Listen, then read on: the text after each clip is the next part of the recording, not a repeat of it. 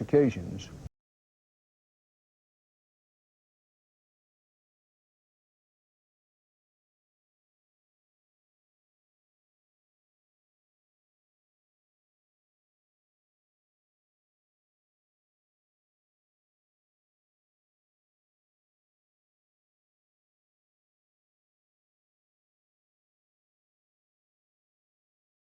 It will be many hours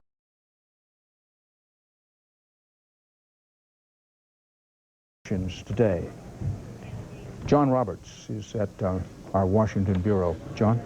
Well, Dan, let's first of all speak to the issue of whether there was or there was not a kind of a crash in the Camp David area. I spoke with Secret Service sources just a few minutes ago, Dan, who say that they have no evidence that there was any kind of a crash or an explosion or fire or anything near Camp David in the Catoctin Mountains of Maryland. They say that there was this aircraft that went down in the Pittsburgh area, which is still some distance from Camp David, but there was nothing, at least, probably I would think within a number of miles radius of Camp David, and nothing to suggest that Camp David may have been specifically targeted either. However, they do not know at this point where that aircraft that crashed in Pittsburgh was headed, whether it was indeed headed to Pittsburgh, whether it might have been trying to overfly the northern area of Maryland near Camp David.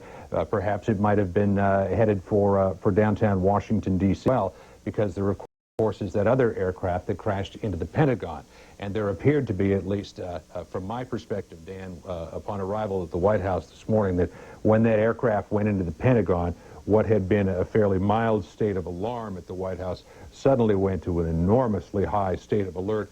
They evacuated the building within 5 minutes, and they cordoned off a number of blocks around the White House, not letting anyone back in. And as well, they evacuated the Vice President and his staff.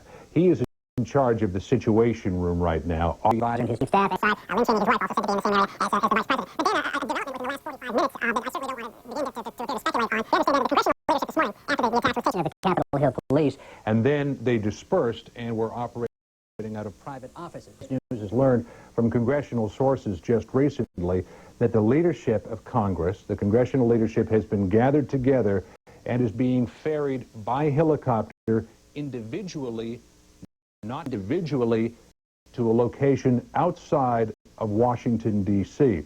Now, of course, the big area that has been designated for Congress to go to in the event of a big national emergency, war, nuclear attack, is Weather Mountain in the western part of Virginia, Dan, but we can't say that that's where they've been taken.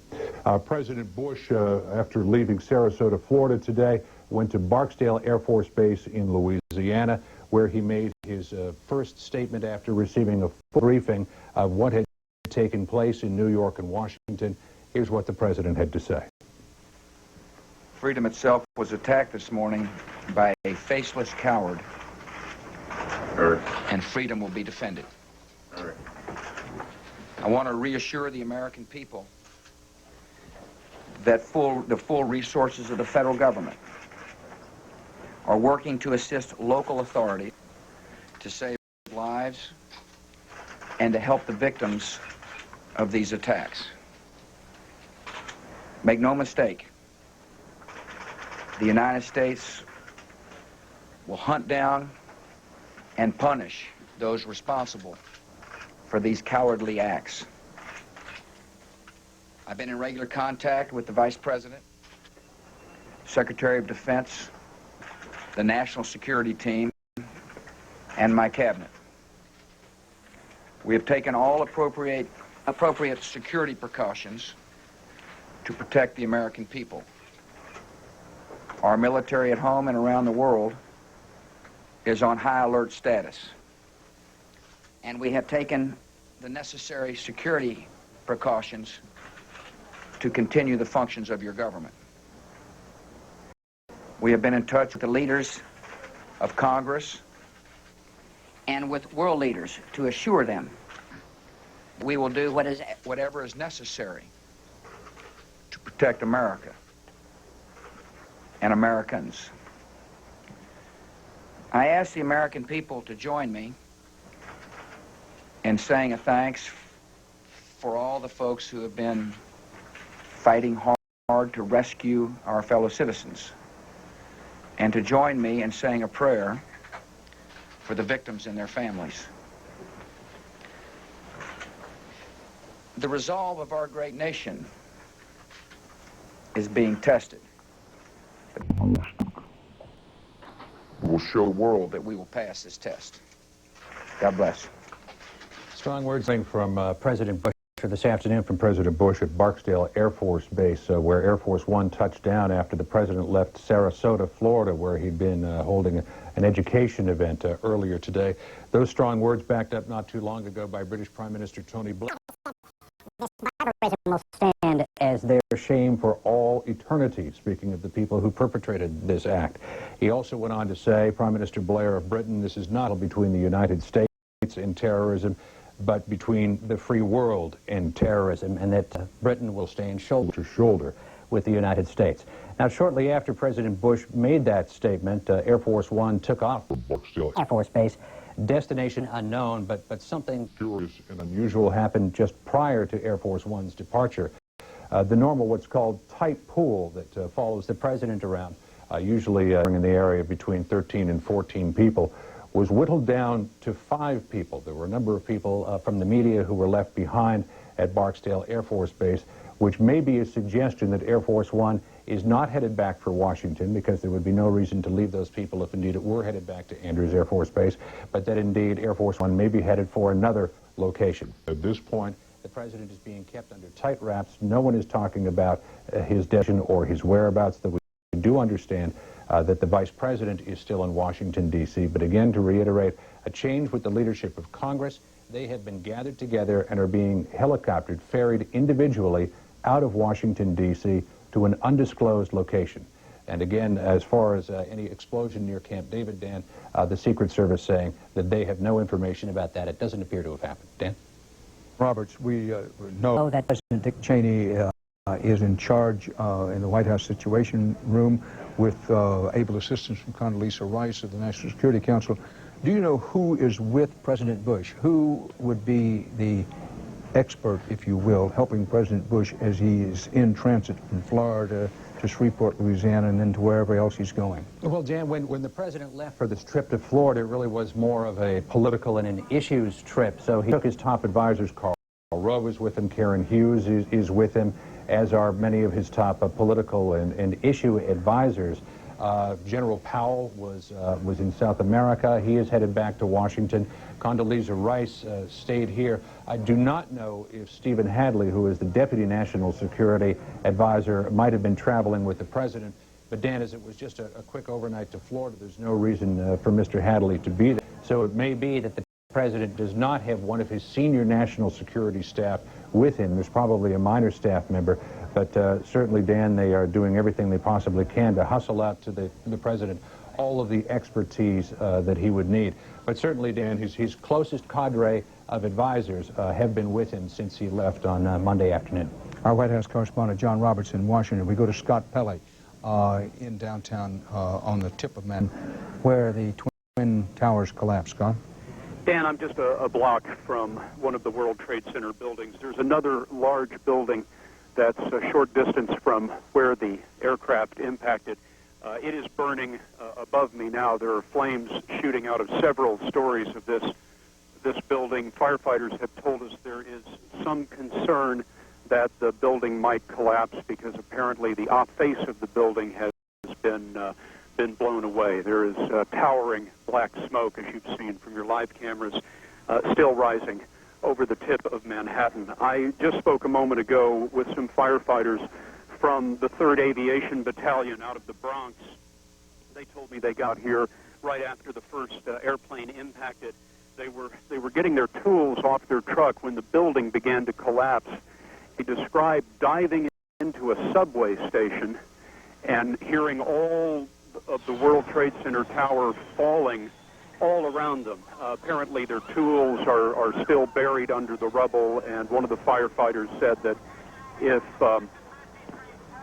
the subway station had not been right there, they would certainly all be dead.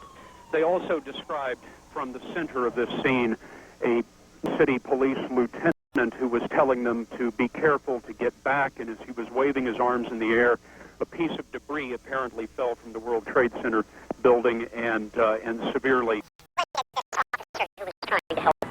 firefighters stay safe. Dan, I'm at the corner of West Broadway and Murray Street, and it is an unbelievable scene here. There are huge drips of paper. This is all the paper that was so carefully filed in all the hundreds and hundreds of offices in the World Trade Center. It's now scattered everywhere, drifting around like snow. I've seen letters from law schools. I've seen Christmas cards, all kinds of correspondence from what were all the neat, orderly offices and orderly lives in the World Trade Center now flowing around the street here in Lower Manhattan. And finally, couldn't help but notice for the last several hours, there have been several flights of U.S. Air Force F-15 fighter planes flying overhead. One might presume that they are flying combat air patrol over Manhattan to make sure that no other unauthorized aircraft get anywhere close to here. Flying combat air patrol over the soil of the United States. Dan? Scott Pelley in Lower Manhattan. Rocky Pasifaro is a chauffeur who was waiting for a client at Way and Chambers here in New York City, about a half mile from the World Trade Center buildings. Mr. Pasifaro, you saw one of the planes do what? Well, you know, I was outside my car reading the paper, and two women walked by me, and they looked up and they says, "Look at that." And as soon as I looked up, the plane entered the first building with the antenna and just blew up in tremendous explosion and paper and everything. And it was just like chaos. And then like 15 minutes later, I see the other plane coming northbound, hit the South Tower, and a big ball of flame. Everything was blown all over the place. It was terrible. I spent a lot of time in Nam, and I've seen a lot of action, and this was scary. I seen people jumping off the buildings. I seen people getting they were out in the streets getting hit by cars. It was just ugly. It was just terrible. Terrible indeed. Did you get a look? You said you saw first one plane. Did you get a look at that plane? Yeah, it looked like a big passenger liner, yeah. Well, American Airlines says it was one of their passenger airlines that hijacked. Did you get a look at the second plane? Yeah, it looked like a small jet, double engine maybe, you know, one of those corporate jets, I guess, and it looked like that. It's so fast. American Airlines, another one of their commercial jets, but a smaller jet. Version, yeah. Now, tell us about, in the case of the first plane, about how high up on that tower did it hit? It hit at least 20, anywhere between 20 to 25 stories below the tower. So it's a 110-story building, so you'd say about 90, maybe 85, 90 stories. And it made a gigantic hole. And the second plane? Hit a lot lower, like in midsection of the building, like around floor 50, 60, around there. Now, as terrible as it is, you said that you saw some people jump from the buildings. I thought it was debris, but you've seen people jumping off that building. It was ugly. It was terrible. I've seen a lot of things in my lifetime, but I just can't imagine jumping off a building 110 stories high. I mean, it was terrible. It was just chaos everywhere. The explosion, the floors were shaking. I mean, that second... No exaggeration, 150 by 200 each way. That's how big it was. It was rocking. Debris everywhere. The ground shook?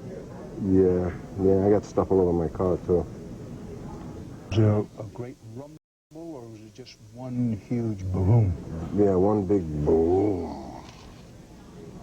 That was the first plane. The first one was, yeah, it had a loud sound. I thought it went inside the building. I thought it looked like it was going to hit the building, then like fall down. It didn't. It went right through, like a rocket. Went right through the building. Then it exploded inside, and there was debris, paper, smoke. It was just ugly. Rocky Pasifaro, thank you for coming in. We appreciate it. Yes, sir. We go to Washington and Jim Stewart. Jim? Dan. Piece together a timeline which will assist them in their investigation, but quite frankly, at this point, don't answer as many questions as they raise. Let me run through with you what they report to be the sequence of events. The first explosion took place at 8:40 a.m., and this was the American Airlines Flight 11 from Boston to Los Angeles. It crashed into the World Trade Center. At 9:04, the picture that we have seen now many times, is that United Flight 175, also from Boston to Los Angeles, it too crashing into the World Trade Center, the second tower. The next explosion occurred at 9:38. That was in Washington, D.C., and involved American Airlines Flight 77, which was traveling from Dulles International Airport in Washington to Los Angeles. That plane crashed into the Pentagon. The fourth plane remains the big mystery. That was United Flight 93, Dan, which was departing Newark for San Francisco. It did not crash until a full hour after the Pentagon explosion. It went down at 10:20 a.m., according to the FBI, in Shanksville, Pennsylvania. And the sequence of events there was that this flight abruptly changed course en route from Newark to San Francisco, somewhere over Pennsylvania, and headed directly toward the Washington, D.C. area. According to senior officials who were in the command centers at FBI headquarters, there was literally a moment of great panic. They anticipated that this aircraft was headed toward the Washington area. The FAA informed the FBI that the flight path of that aircraft would take it over Camp David. An attempt was made, we are told, to communicate with that aircraft, and there was no response. Now, we are also told that there was a response. There was some sort of communication with the other aircraft, so that part of this mystery is unclear, but apparently someone on these aircraft communicate back to the ground. Whether it was the pilots signaling distress or whether it was the people who had hijacked them is not known at this time. But the confusion over the Camp David is clearly that. This aircraft, United Aircraft Flight 93 from Newark to San Francisco, changed course abruptly and was on a flight path that was taking it over Camp David, headed directly toward the Washington area, when it mysteriously crashed. What caused that crash is entirely unclear at this point. Finally, intelligence officials say officially that they are attributing this, that has the, quote, signature of Al-Qaeda, which is the terrorist organization belonging to Osama bin Laden, but they go on to say, and I quote, "It is our leading theory, but it is only that. It is a theory. It has his signature. It fits with his past pattern of terrorist events against the United States." Dan? Jim Stewart in Washington. The Federal Aviation Agency, the FAA, confirms now that all U.S. domestic flights have landed safely. Airports around the country, as they were directed to do, have shut down, some for the first time in their history.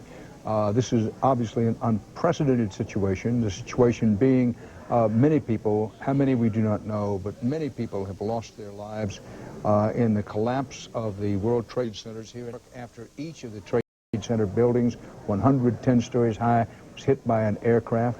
There have been fatalities at the Pentagon when a plane was crashed into the U.S. Defense Department there. And in this situation, there's much that is known already, but there's so much more that is unknown. The Walt Disney Company has shut down its U.S. parks and has begun what it calls assessing global operation. Disneyland in Tokyo and Paris are still open. It's this kind of thing. A lot of corporations are going to have to be making some decisions as the hours go by here. The Emmy Awards scheduled for Sunday have been canceled. Pope John Paul II condemned what he called the unspeakable horror of today's inhumane terrorist attacks, unquote, the Pope. Now, President Bush has spoken twice today, once in just after the first attacks became clear on the World Trade Centers. He was in Florida, doing some work there with school children. Also, we mentioned earlier his brother's in a gubernatorial re-election situation there. The president was on a domestic trip to Florida. He spoke there, said he was going back to Washington, but he didn't. He was next reported at Barksdale Air Force Base outside Shreveport, Louisiana. There he made a videotape, somewhat more extensive statement, the president doing one that these were in effect cowardly acts and that they would at least eventually be punished. That was the S of his remarks. He also called for calm and for the American people to know that their government was continuing to work, continuing to operate. All this is a paraphrase of the president, and the president on both occasions asked for the prayers of those families most directly affected by the death and destruction wrought today. Now, the situation at the moment is here in New York. Hospitals are absolutely overwhelmed. Keep in mind how many hospitals there are in New York. The mayor told us, I think it's something like 150 or 60 hospitals. The hospital situation is being stabilized now. Obviously, in the early going, they had to triage out, triage meaning, you know, make decisions on who gets immediate treatment and who does not. The situation in the hospitals is, with last report, was beginning to stabilize because there is so much hospital help available in New York and in the surrounding areas. Some of the casualties were taken to hospitals outside New York into the suburban areas. Some elements of the National Guard have been called into service in New York to back up New York's outstanding police and fire departments. The police and fire departments here, of course, in this large city, being very large, some 40,000 plus police. When you count the transit police available here, very large fire department, but no city anywhere in the world could count only on its own resources when attacked in this way. Now, police say no one is going to the World Trade Center until the fire is out, and the fire is definitely not out. There are people believed trapped inside the debris of the now totally collapsed World Trade Centers. Both of the World Trade Centers have collapsed. Mayor Rudolph Giuliani told us in our CBS News interview that some of the people bound to have been trapped. Others leaped from the building in terror, in effect forced out by the fire and explosions. And one pauses almost every time you see these scenes, because if you didn't know that this was real, and this videotape was taken as it happened, and you see some debris and in some cases people coming down the side of the building, you would say it must be from a horror movie. It is horrible. It is not a movie. John Serra, forgive me, is on the telephone. He was on the 47th floor of one of the World Trade Center buildings when the plane hit. So thank you for being with us. What was it like? It was very scary. We thought it was a bomb at first. The whole building shook. I was in number 1 World Trade Center, 47th floor, and I work in securities area. And first we thought it was a bomb. Then we all ran towards the main door away from the windows, and we saw debris flying outside and everything. And then out in the hall there's a lot of smoke. So we stayed in the office. We didn't go out into the hallway. We tried to get in touch with people to find out what was going on. Someone's relative called and said that it was on CNN that a plane had crashed into the building. And another person I work with called and spoke to a friend she knew down in security, and he confirmed that, and they told us to stay put, not to leave yet. A few minutes later, we were told it was okay to start going down the stairs, and we all, it was about 45 of us. We waited till everybody got out, and then we started down the stairs, and there was not that much smoke in the stairways, and we all had wet rags and kept it in front of our face. And when we got out into the stairs, people were coming down from the 70th and 80th floors, and later on we saw some injured people. People would yell down, "Stay to your right," and people that had burns and some were cut up or whatever. We went down first, and also some pregnant women shut down. Everybody was very helpful and orderly in the stairs, and then we started seeing firemen. Firemen were coming up, walking up, carrying equipment, and at one floor, people were passing out bottles of water from a water machine, so we could, pour the water on our heads and keep the rags wet.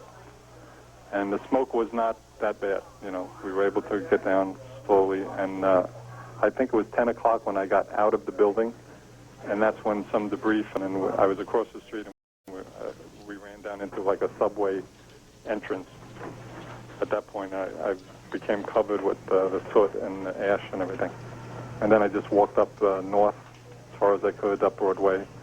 My sister works at Spring Street in the Village, and I went to her office. She wasn't at work, but the people in the office helped me clean up, and then I walked across the Williamsburg Bridge into my sister's house in Greenpoint. And I was able to contact my wife and children, let them know I was okay, and friends. It was horrible. It was unbelievable. I cannot fathom that the buildings collapsed, I think. John Sherrill, Yes. eyewitness who was on the 47th floor of one of the World Trade Center buildings. Thank you Thank you. for your moving eyewitness account. Thank We you. go to Los Angeles. Brian Jenkins, with the Rand Corporation, one of the world's ranking experts on terrorism. Mr. Jenkins, thank you for being with us. This is unprecedented today. Give us some context for it. It is unprecedented in terms of the enormity of scale of this attack. It has long been feared by those who analyze terrorism, who look at these things, that we could see a major attack on U.S. soil.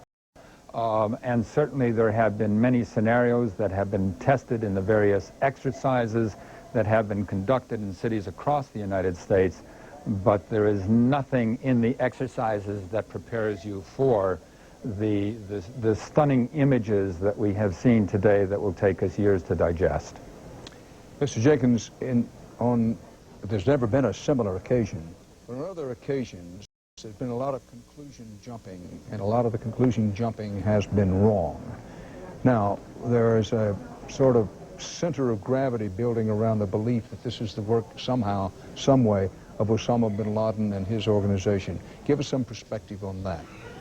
Certainly, the Osama bin Laden organization would have to be included in any short list of suspects, but it's really too early to jump to any conclusions. Keep in mind that it has been less than 6 hours since the first attack.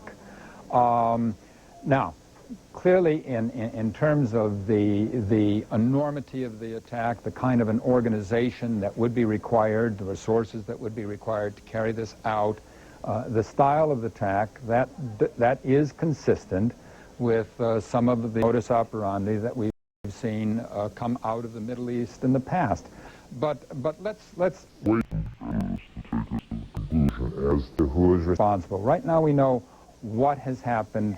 It will take some hours, some days, potentially even some weeks to figure out who did it and exactly why they did it, if they needed a why. Brian Jenkins in Los Angeles from the Rand Corporation. Scott Pelley is in Lower Manhattan. Dan, thank you, Officer. Dan, I've made it down nearly to the base of the World Trade Center. I can see the building here. It is, Dan, it's very difficult to describe. What I see left of one of the World Trade Center towers looks to be about 10 or 15 stories tall. There is black smoke rising over the police officers are moving. The smoke is coming out. There's a building there are two buildings next to the World Trade Center. Both of them are involved in fire. There is fire shooting out of the windows of those two buildings. Large pieces of glass and pieces of these buildings to the street. Dan, the scene here on West Broadway is astonishing. New York City traffic was stopped and incinerated right in the street. I see a number of New York City police cars that were obviously the first responders to the catastrophe that have been blasted to pieces, thrown over on their sides, and burned. There are a number of U.S. postal vehicles in the street that have literally, Dan, just melted. U.S. postal trucks that have melted in the street.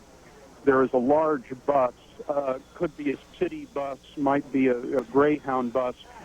Impossible to tell because it has been completely burned away, and is sitting just in the middle of West Broadway.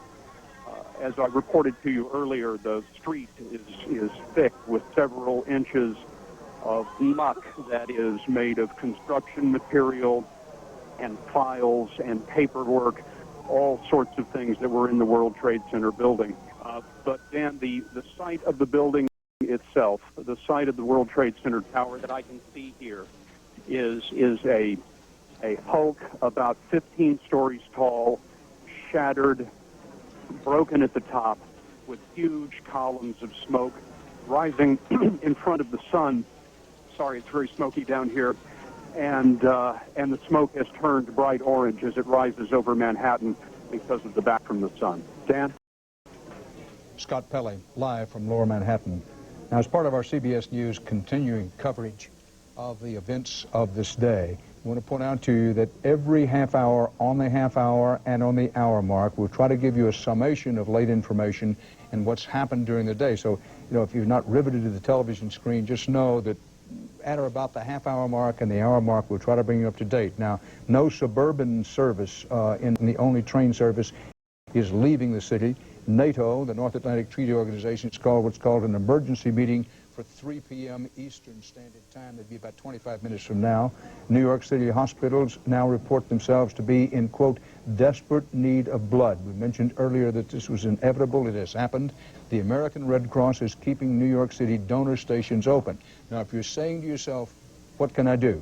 One of the things you can do is arrange to give blood if you're in an area, especially if you're in an area of New York City away from the downtown area where all the emergency work is being done, and let national basis. There's a shortage of blood supplies, and when you have a catastrophic event such as this, and it's no good describing it as any other way, you have a catastrophic event such as this, there are bound to be shortages of blood. So if you want anything you can do to help in this situation and in general, one would be to give blood. The Pennsylvania Medical Society has been asked to begin collecting names of volunteer doctors to travel to New York City and to the District of Columbia. Remember that the Pentagon was hit. To what extent the damage there, we do not know. What we do know is that there have been some fatalities at the Pentagon. How many? We do not know. There's absolutely no way to know what the casualties are, but mark and mark well. This is a scene of the Pentagon where the smoke still bellows along the flats of the Potomac. The Pentagon in Northern Virginia, of course, just across the Potomac from the District of Columbia itself. But the casualties are expected to be very high from the World Trade Center collapse.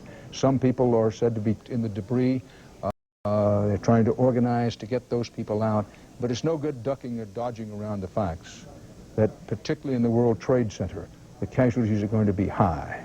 Senator John McCain, United States Senator from Arizona, is on the telephone with us now. Senator McCain, thank you for being with us. Tell us what you know.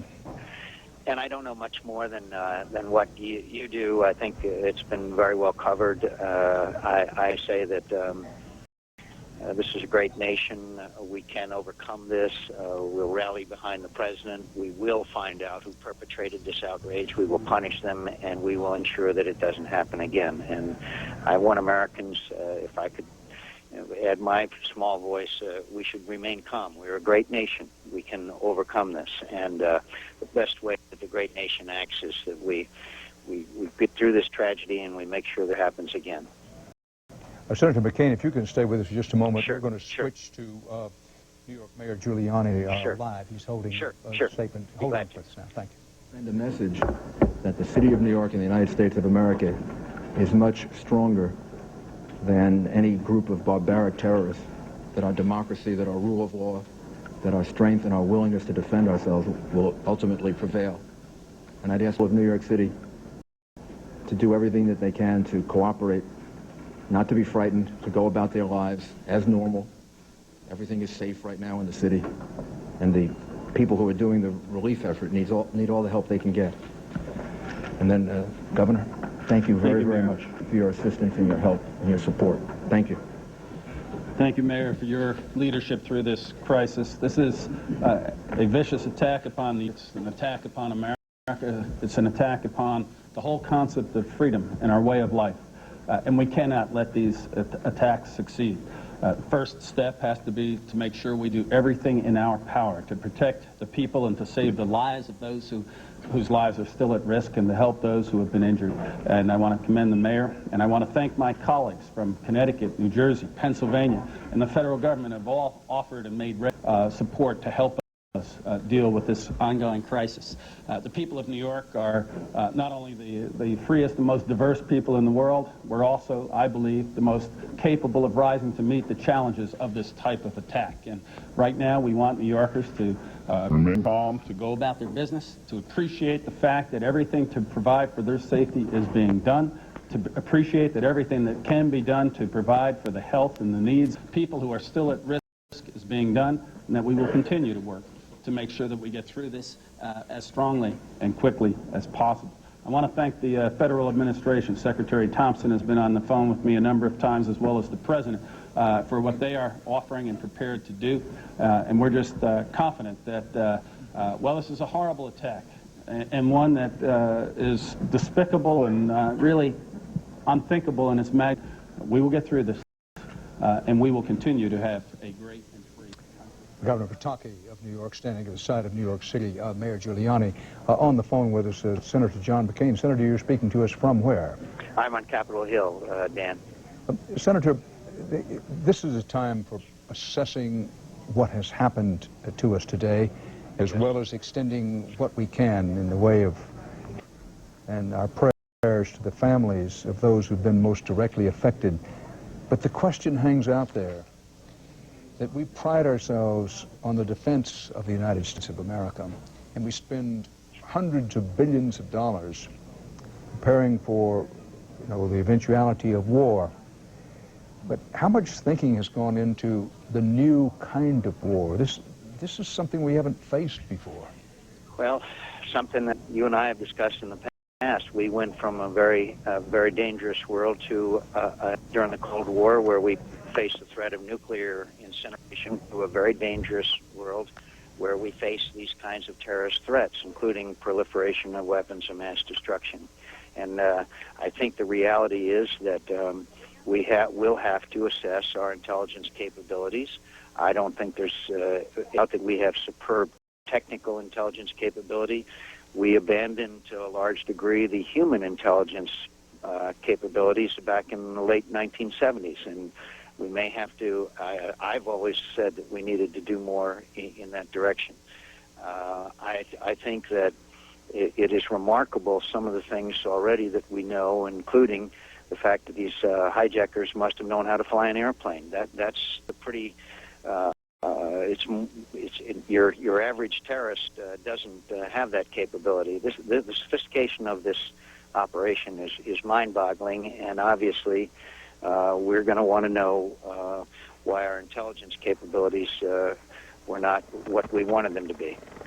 Senator, true or untrue that there have been occasions over the last, let us say, decade, when the evidence pointed to some sort of state-sponsored terrorism. I'm not suggesting that this was state-sponsored terrorism. I'm saying Yes. Clearly we don't know what this is. Yep. But is it true Last decade. in those occasions when the evidence pointed to certain states, and that for Yes. one reason or another, neither the executive nor legislative branch of our U.S. government wanted to attend to that, the decision was made to look the other way? I don't know if the action was to just look the other way, but I think there were indications. Whether there was conclusive proof or not was a judgment that was made by our leaders, both in the executive and legislative branch. I have felt that there's been involvement, but I'll be honest with you, Dan, I never thought that an operation of this sophistication and size would take place. I just never did. But I don't think there's any doubt that countries, Iraq, Iran, Libya, North Korea, and others, who we know engage in proliferation of capabilities and have from time to time involved themselves in state-sponsored terrorism. But never did we imagine on a scale such as this. Senator John McCain, thanks for being with us. Thanks, Dan. Thank you very much. Bye-bye. The earliest the FAA says it would consider lifting ground bridges, this has to do with air traffic in this country, will be 12 noon tomorrow.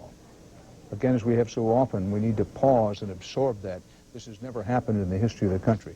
The FAA early in the day said it wanted all flights in the country stopped.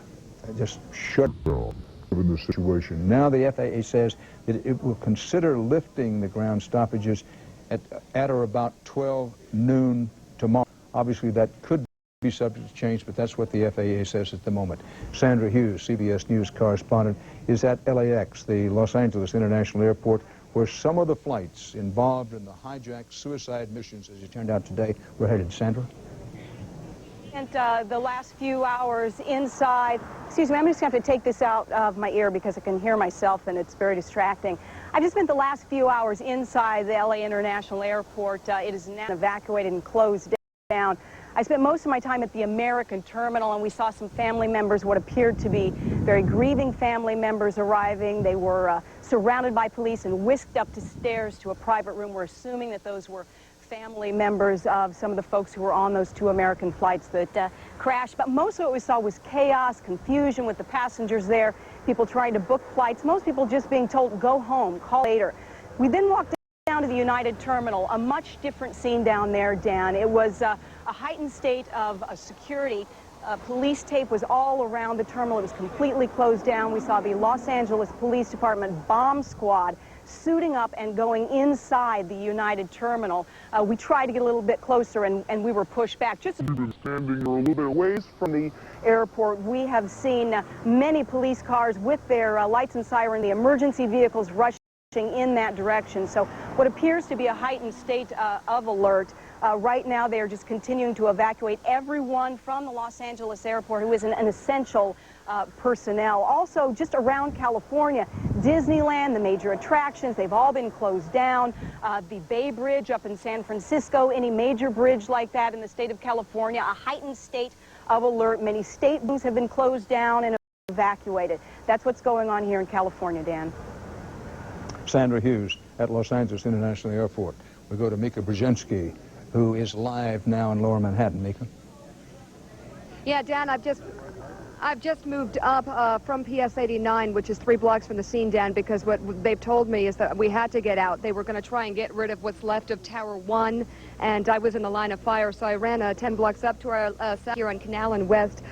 And I've had a first chance to take a look at what is behind me, and I can't believe it. This is Midtown Manhattan. This is New York. And the heart of it is a scene of terror and hate. I've also caught up with some families here. Dan, I don't know if you remember, I was speaking earlier at the school with a frantic father who was trying to find his son who went to PS 89. Those children were evacuated to nearby schools. He couldn't find his son. He also couldn't find his wife, who was at Gateway Plaza, the apartments right across from the World Financial Center when all this happened. His wife and his 3-year-old child were in there. He could only get close enough to see that the windows were blown out. And now I have with me Michael Bachelor and Julie Brown and their 2.5-year-old son. I take it you live there as well. What can you tell me about the scene from what you know? Well, it's Gateway Plaza right now is evacuated, basically. And what's happening is that there's another building that had come down. They called it Building 80. But what I understand for that father, the kids in school are safe. As we walked up, the kids in all of the local schools, Stuyvesant High School, PS 89, which is right at the scene of the disaster, they have been transferred to nearby schools. PS 3 is one of them. They are all okay, but a lot of parents like you trying to find their families. And Gateway Plaza, it appears the apartments were not unscathed in this. No, especially the ones facing the World Trade Center. They were blasted out, and we were lucky being in the apartment and not evacuating like they asked us to, because we were safe inside. We were able to close the windows, and we didn't then suffocate when the debris came down, when the buildings collapsed. I take it as this happened, you were actually about to bring your son to a daycare center inside the World Trade Center? Five World Trade Center, yeah. Plaza level, that's where we have it at the Children's Discovery Center. We don't know whatever happened to that, but I got to believe it's buried now with the debris. But we normally would be there at 8:30. And we just got up late, you know, so we got lucky. What is your reaction, Julie, to what you're hearing so far about this being an act of terror and seeing this literally at your home? Well, having been down here when the bomb went off back in the early 90s, you know, I don't know what to say about that. I'm still shocked over it all happening, and that time I was lucky enough not even to be at home. I was in Midtown, and this time being at home, I have to say that my first concern really was to get my son out of there. Like many families who are right now struggling to be reunited, some of them will be lucky enough to have that happen. I also have with me Michael Ingbar, who was sleeping with earplugs on when the plane began to fly toward, one of the planes began to fly toward the World Trade Center. What happened after that? I was just on my roof. I had my binoculars, and I'm looking at it, and I thought it was a Superman movie or something, or a science fiction movie. And then I saw a huge explosion. I saw people falling out of windows. I couldn't tell whether they were jumping or they were just. And I put my binoculars on. I saw it was actual people just jumping out of the buildings or falling out of the buildings, and just a big explosion. Like it was explosion fire. It was like a movie set. nightmare. I think a lot of us do. A lot of us even covering the story. I was frantically at one point trying to get in touch with my husband, who's also a reporter. Everybody in some way, shape, or form is connected to this in some way, with so many people working inside the World Trade Towers, 50,000 people at height level, Dan. It is going to be an act of terror with reverberations across the country. And of course, this morning we are still picking pieces and trying to figure out exactly what happened, and there are people trying to figure out which is usually crowded with cars trying to get in the middle of the morning, and right now it is literally a walking path. The only thing you see coming through here right now are literally hundreds of fire trucks and EMS crews. When I was down there, I was close to the scene, at the scene, literally when the towers came down. Byron Pitts and I were actually standing at the corner of West, where you heard Scott Pelley reporting from, and we were there when the towers went down. We literally ran from the roll of thick debris and smoke to the point when we ran into PS 89 to get as far quickly escape from this sort of toxic cloud. Literally, when we got inside the school went black. It was like night, because when the cloud came over us and the debris started to hit, when you literally went back out, and where we were standing was only crushed cars, debris, and cement. Dan. Mika Brzezinski, live, reporting from Lower Manhattan, although the picture you're seeing at this particular moment is videotape of the collapse of the World Trade Centers. Yes, both of the 110 stories World Trade Centers have collapsed. All U.S. security markets have closed. A conference call is scheduled tonight to decide whether to reopen tomorrow. Bellevue Hospital medical director, quote, "This is a catastrophe of unparalleled proportions," unquote. And the reason it is a result of what you're seeing on videotape. First one of the World Trade Center towers collapsed. Yes, collapsed. It looks like one of those scenes of an old building being, purposely dynamited and blown up. In this case, hijacked airliners, two, both of them American Airlines planes, were crashed, first one then another, into the World Trade Center. And then first one tower and then the other collapsed, completely collapsed, and buildings around them collapsed. People were seen jumping, being forced out of the building on high floors. People on the street gasped as each person was seen coming out of a window. Abraham Lincoln, 1864. "Let not him who is houseless found the house of another. Let him work diligently and build one for himself, thus by his example, assuring that his own shall be safe from violence when built." Yes, it's a long quote, but something to ponder on this day. America has much to ponder, including the fact, and it is the fact, that we've been taught since we were school children that the price of freedom is eternal vigilance. Clearly our vigilance was not been what it could have, should have been in the days preceding this catastrophe today. And if you think the word catastrophe is an overstatement, then perhaps you want to rethink it. Because many, many people have died on this day. Some at the Pentagon. We hope a few. We don't know how many at the Pentagon when a plane crashed there. But the mayor of New York, police officials, everybody says when the death toll is finally counted from the total collapse of both of these towers of the World Trade Center, there will be a high loss of life. Some people are believed trapped in the remains as we speak, and operations are being mounted to try to get to them. You remember those scenes from Oklahoma City. Remember Oklahoma City 1 federal building, terrible as it was, how long it took to get organized, to get those people who were trapped in the rooms, as was the case in Oklahoma City. Many heroic deeds this day, most of those deeds we do not yet know, but police, firemen, ordinary citizens. And while many lives have been lost, many lives have been saved. And it's a day that will, as was the case with Pearl Harbor, live in infamy in American history. We go to John Roberts in Washington. John, perhaps bring people up to date where the president is and where he isn't at this hour. Well, Dan, as we try to grasp the enormity of this tragedy, and as many times as you see the pictures, they still hit you afresh, an assault against all your senses. It's just impossible to understand the exact magnitude of all of this. The White House is trying to put the pieces back together here so that they can show that they are in control, to show America that they have who is in command here. and a person who is going to lead this country against the scourge of terrorism nationwide. Our what's called in-town travel pool was activated just a little while ago, been taken over to what we'll only describe as a government building in downtown Washington, D.C., for fear that people may be watching this broadcast in order to determine where the leaders of government are for a briefing about what the government does next. As best we can ascertain, Dan, the president most recently was at Barksdale Air Force Base in Louisiana, where he made the address that you played the videotape of just a short while ago, and is now somewhere in transit over the United States, whereabouts and destination classified at this point. We understand that the vice president is still in Washington, D.C., though the congressional leadership has been ferried separately via separate helicopters to ocean outside.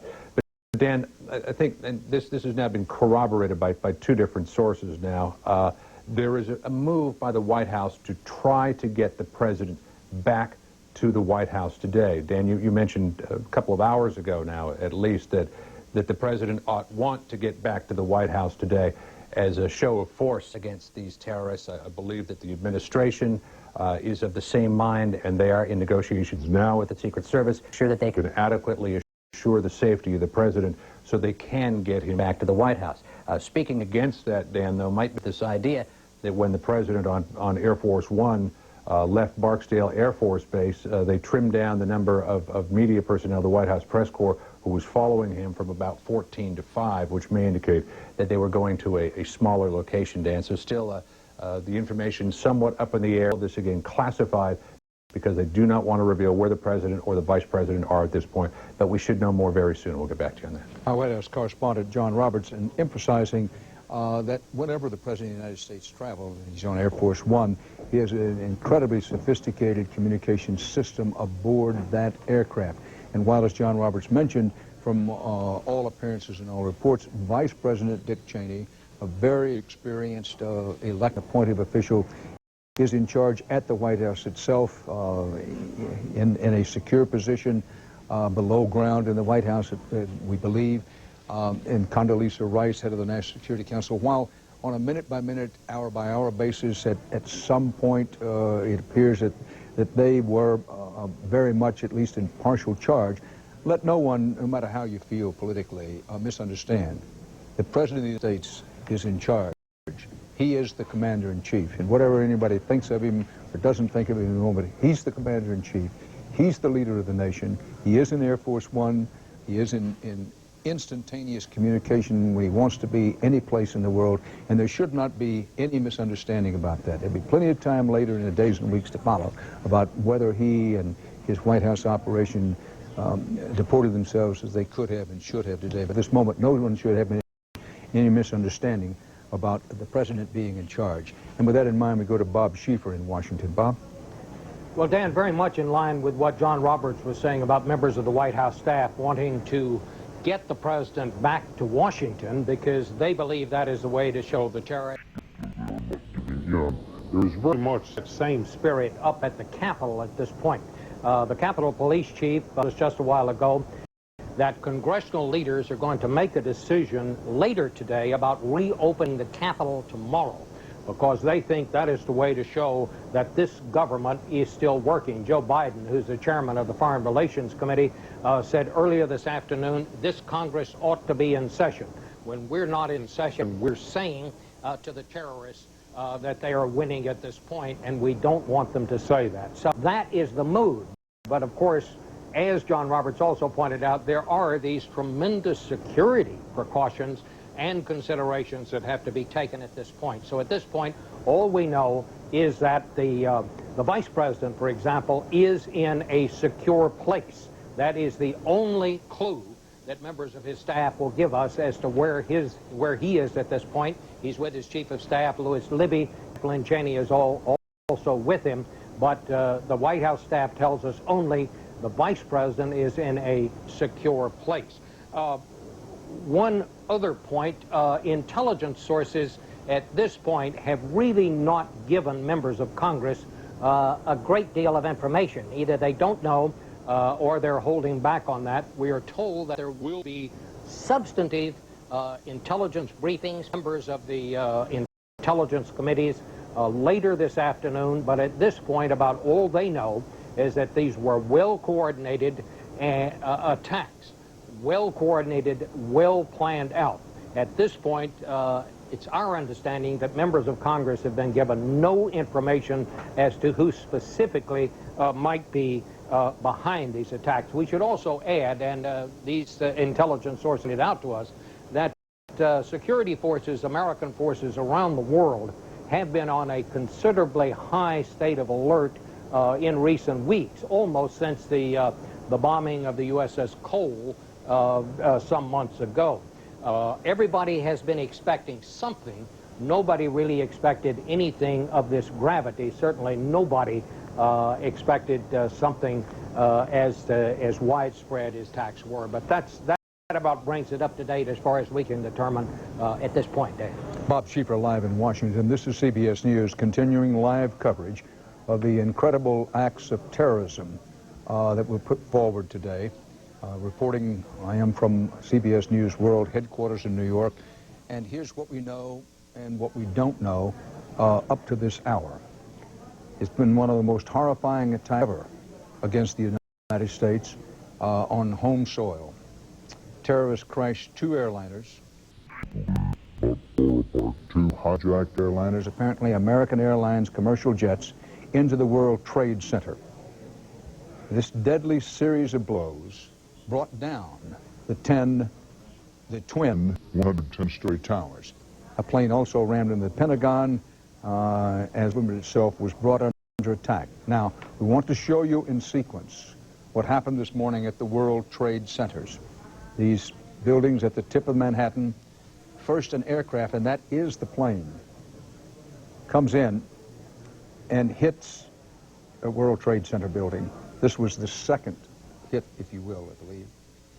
Then after the two planes, one hit one tower, then another tower, you see the plane went deep into the building, and indeed one witness said it almost came out the other side. That was a quote.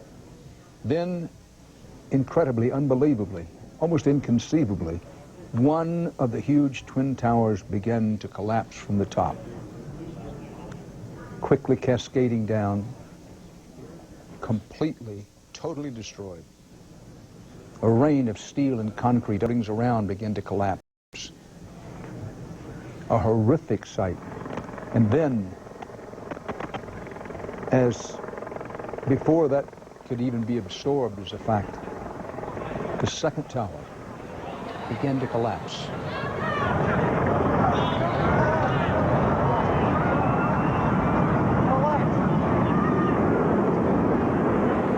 Those events between just before 9 Eastern Time this morning and around 10 a.m. Eastern Time this morning. And then another plane crashed into a helipad near the Pentagon and put part of the Pentagon in Washington, the U.S. Defense Department headquarters, in flames and filled with smoke. The Defense Department later confirmed there had been some fatalities. They did not say how many, and there were injuries at this place. Then there was a plane crash, apparently, reportedly and supposedly a crash plane. The hospital's been trying to get the facts on that. Russ? That's right, Dan. United Airlines says Flight 93, which was a Boeing 757, left Newark, New Jersey at 8:01 this morning Eastern Time, was headed for San Francisco with 38 passengers, 2 pilots, and 5 flight attendants. United Airlines has confirmed that plane did crash about 80 miles from Pittsburgh. There are no survivors, according to United, at this time. Russ Mitchell. And then there is the case of a plane is believed to have crashed in the area of the presidential retreat at Camp David, Maryland, but quite frankly, the facts on that remain in some doubt. Now, we're told that President Bush has just landed at Moffett Air Force Base in Nebraska. The president started the day in Florida. He was on a out-of-Washington trip to Florida. Then he turned up at Barksdale Air Force Base outside Shreveport, Louisiana, made his second statement of the day. Now, we're told Moffett Air Force Base in Nebraska. Why would he go there? Well, for one thing, the DEFCOM planes are headquartered at this place in Moffett Air Force Base, we're told, and that is that there are special aircraft which, in case of, say, a nuclear attack or other national emergency, that the president could could board one of those aircrafts. They have special facilities in case of a national emergency. Now, I want to emphasize the President's been traveling in air, but is not, in fact, a so-called DEFCON plane. That's a special aircraft. We don't know that President Bush is boarding one of these DEFCON planes. We're told what we know, and all we know is that he went from Barksdale Air Force Base in Shreveport to Moffett Air Force Base in Nebraska, and he's now receiving what's called as an up-to-date briefing at the air base in Nebraska. Where he intends to go after this, if anywhere today, is unknown. We'll try to keep you posted as we go along on the President's movements, but a decision was made. He said first, when he was in Florida, he said he was going back to Washington. But a decision was made that he was not going to do that. It was unannounced, as probably should have. He wound up in Barksdale Air Force Base, as I say, and now is at Moffett Air Force Base in Nebraska, where it said that he's getting a briefing. Let me pause and say that I've made a mistake here. The responsibility is mine and the blame is mine. It is Offutt Air Force Base in Nebraska, not Moffett. Offutt Air Force Base in Nebraska. So the situation at this hour, let's review. The casualties are many. There are many dead, and New York hospitals are overflowing with the wounded from the collapse, the twin collapse of the Twin Towers of the World Trade Center. There have been some fatalities, the number unknown at the Pentagon when an aircraft was crashed into the Pentagon. American commercial airlines say that at least 4 planes were hijacked this morning as part of what appears to be a concerted terrorism. American Airlines says 2 of its planes were crashed into the World Trade Center. That would be American Airlines Flight 77, Dulles to Los Angeles, and American Flight 11, Boston to Los Angeles. And let me note, asterisk bottom of the page, mentally, if you will, that this there's some discrepancy. The eyewitnesses, several eyewitnesses, said they thought that one of the planes that hit one of the World Trade Centers was not a large airliner. Now, a Dulles to Los Angeles flight would figure to be quite a large airliner, and a Boston to Los Angeles flight would figure to be quite a large airliner. We have no explanation for that.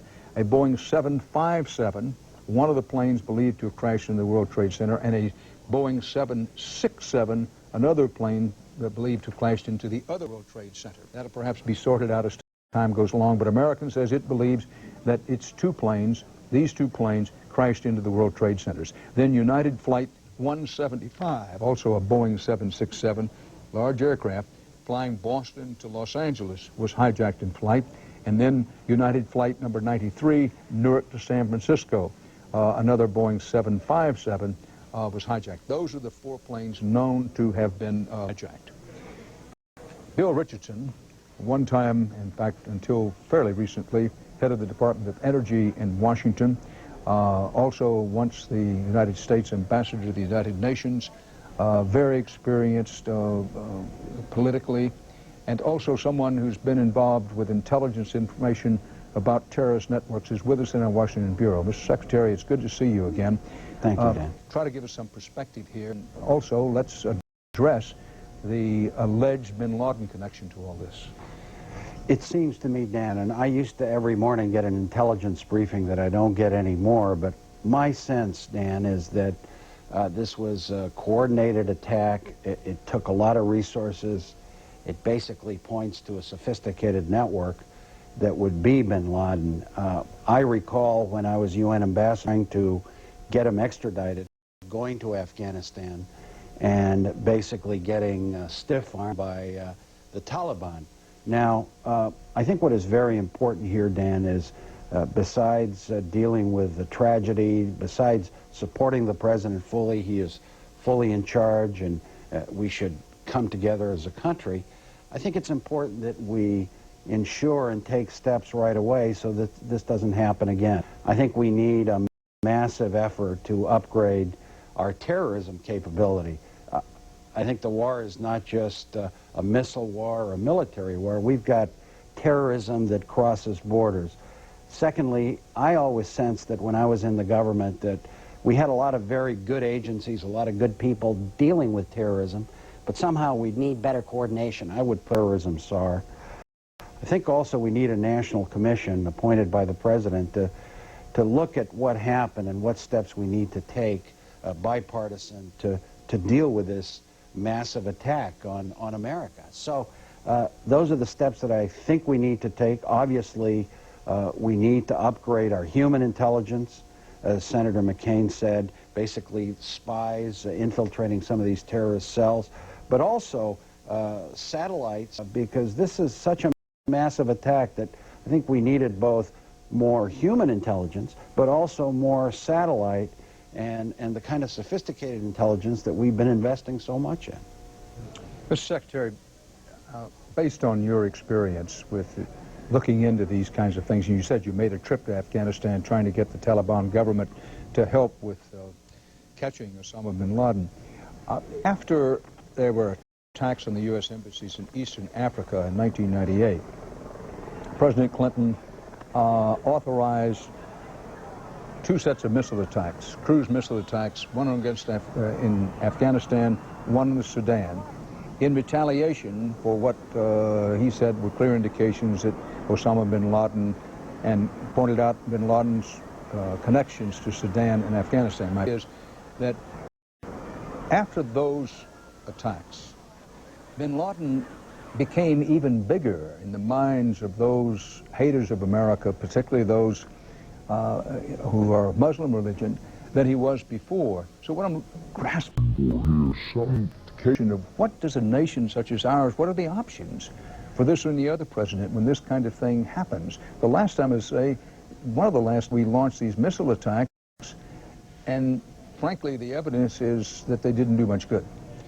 Dan, I think the president has a limited option here, and the option is if we can find bin Laden, locate him, get good enough intelligence, a massive retaliation against them. I think that's called for very clearly if he is the perpetrator. The second thing, Dan, is we need to get the international community, our allies, our friends, developing countries, to recognize that terrorism is a worldwide threat, that this has happened to everybody, so we've got to get more international cooperation, NATO, Asian nations, African nations. And thirdly, there's got to be a response against the countries like Afghanistan that may harbor these terrorists, or certain countries in the Middle East, that if they turn them over, and they have them, they can't use legalisms, and that they would also be subject to a very tough response. I think, Dan, with terrorism, you deal with it, needless to say, we need a stronger intelligence capability. We need to be better prepared. But we also have to have an international effort. We can't do it alone. But I think the most important step here, Dan, is we got to rally around the president, rally around as a country. This is an unprecedented attack. We've been violated.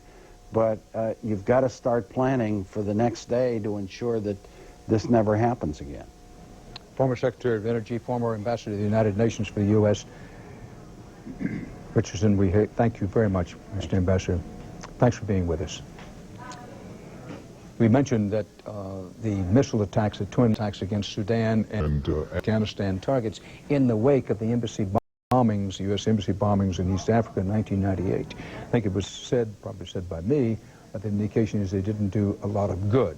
Let me amplify on that to say that Sander Berger, who was head of the National Security Council at the time that decision was made, among many others, has said, look, just because we didn't get bin Laden, just because we didn't hit the targets in some cases may thought we were hitting, one of the purposes at that time was to send a message that we have reached, that we can reach the terrorists wherever they are. So for fairness and for accuracy, one needs to tack that on to the statement that, well, the evidence is that those missile attacks may not have done much good. Fuad Ajami, our CBS News consultant, longtime expert on foreign affairs, not just Middle East, is with us here for context and perspective. Fuad Ajami of Johns Hopkins University, you've been listening and monitoring carefully to what the leaders of the Taliban have said today. Now, among other things, they've said that bin Laden is not connected to this. Right. Well, this is the Taliban, so you have to take whatever they say with some skepticism. The Taliban would like to hunt with the hounds and run with the fox. They have given sanctuary to Osama bin Laden. But they now insist that Osama bin Laden has been domesticated, that he doesn't have the logistics, he doesn't have the base with which to do these kinds of operations. I think we have to treat this with caution, and I think you've been doing, you've been trying to give this story the context that it deserves, and to deal with the horror without really trying to name people and designate culprits, because we simply do not know. But we do know that Osama bin Laden has been active in this kind of industry of terror. He's a wholesaler of terror. And we do know that in the East Africa bombings of both Dar es Salaam and Nairobi, he was implicated. We suspect that he was implicated on the attack on the USS Cole, where two of his followers, we think, in effect hit one of our destroyers. And so we have arrived at this point now. And of course, the Taliban will be very, very cautious this time, because they suspect that this time the response will not be pinpricks, it will be a very serious response.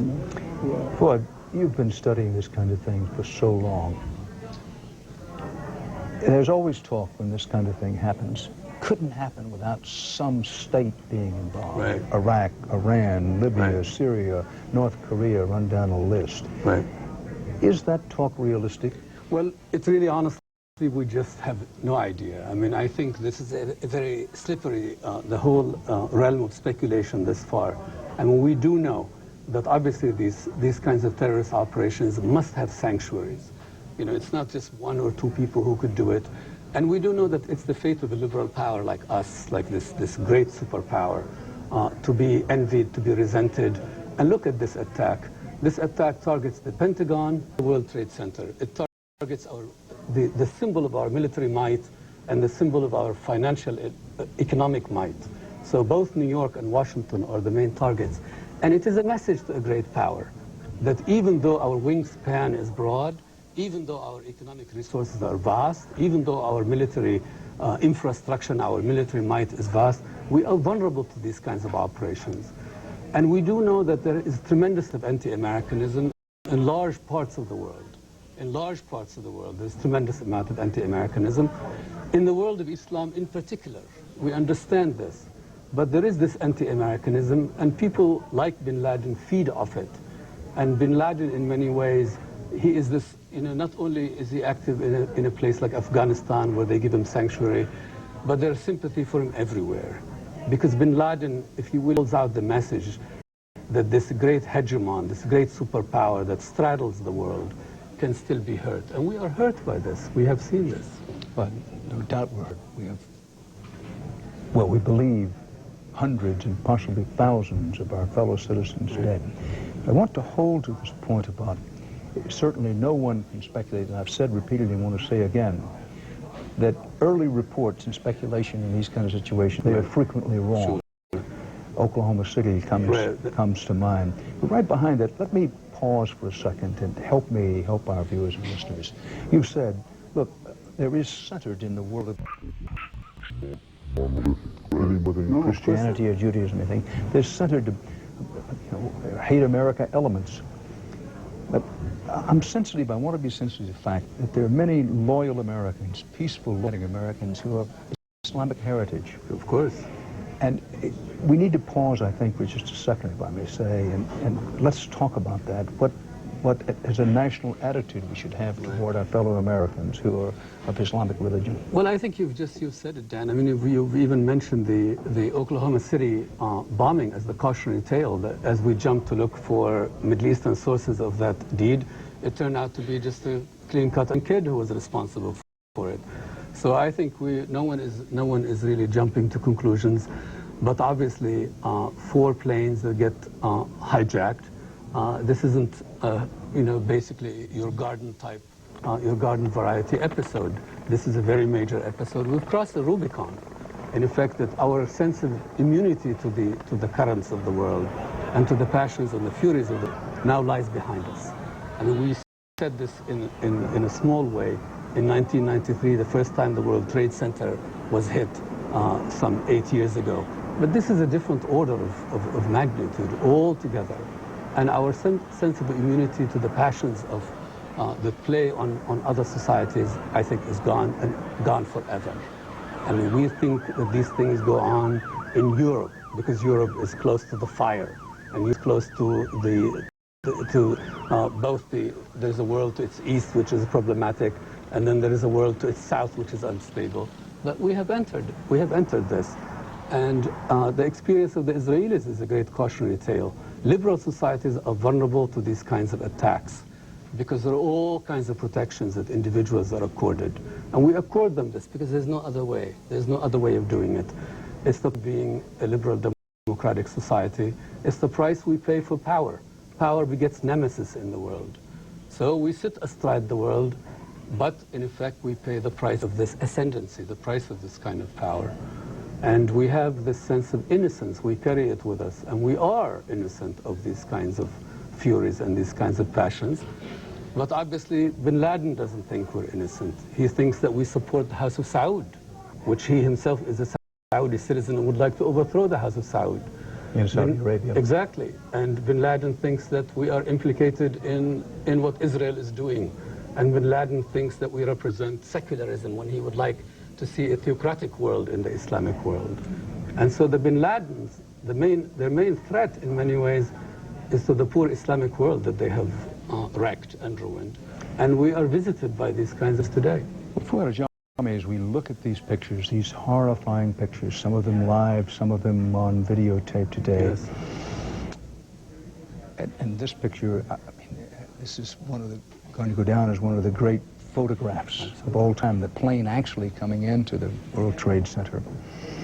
The 20th century was marked by wars characterized by clanking machinery and clashing ideologies. Is or is not what we're seeing today the face of 21st century war? I think you're absolutely right. And this is the freelancer. This is the individual. Like it could only be, like here we sit, we are trying to understand the story.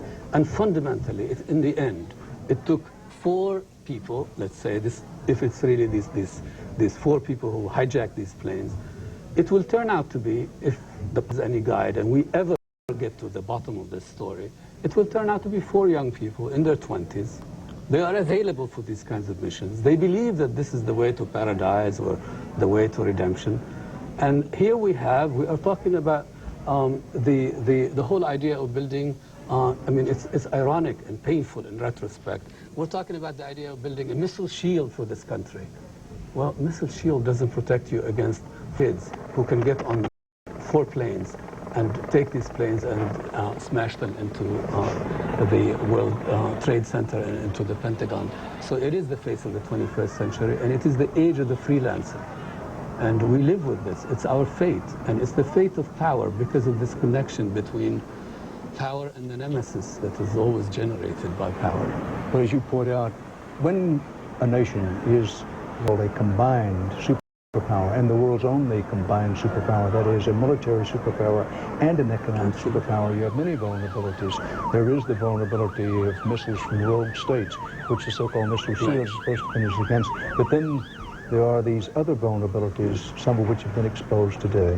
Fuad Ajami, thanks. Thank you. Hope to talk to you as we go along. I want to straighten out one thing now that we have it straightened out.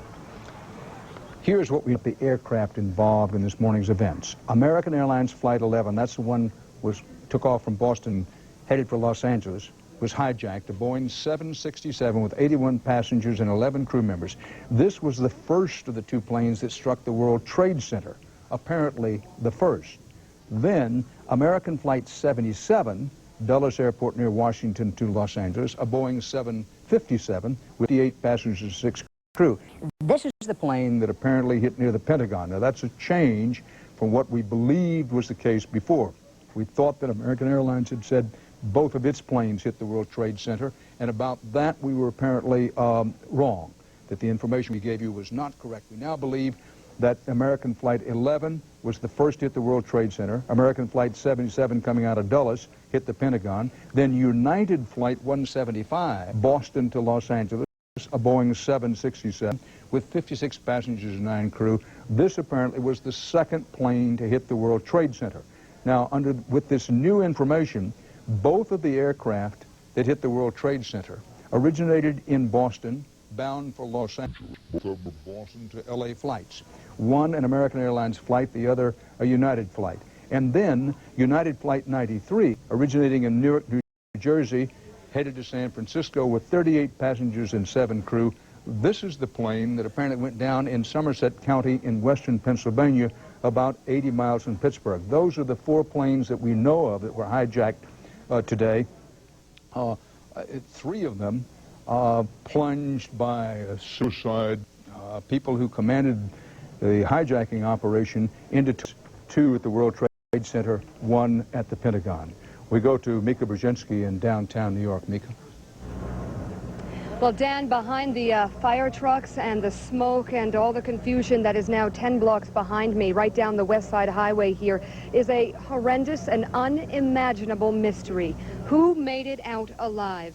The trade towers have vanished, and in their place, an ominous, slow-moving plume of smoke. Evacuations were so quick from the scene, from schools and buildings and apartments. There was no cell phone service at all, added to the confusion, and there's so little information coming about it out of the scene about the injured and the dead that people are literally lining up on the West Side Highway, waiting and watching. That is all they can do. Now, we know of terrorist acts throughout your reporting in other parts of the country, but it's safe to say most people here can barely deal with it right here in New York City. I'm joined by 2 guys here, Michael and Christopher, and they actually saw much of this disaster unfold before their eyes. First of all, Christopher, where were you?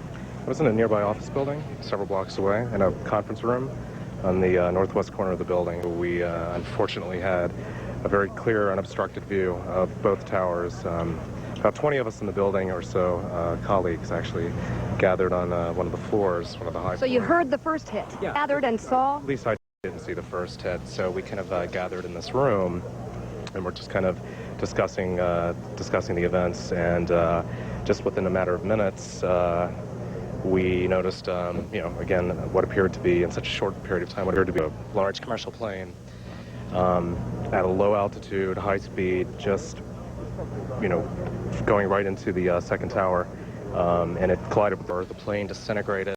The building shattered, basically, and just a ball of fire. And, in the room, the people around you, what? Was it silence? It was. It's kind of hard. It's kind of really hard to. I believe so. Just complete and utter disbelief.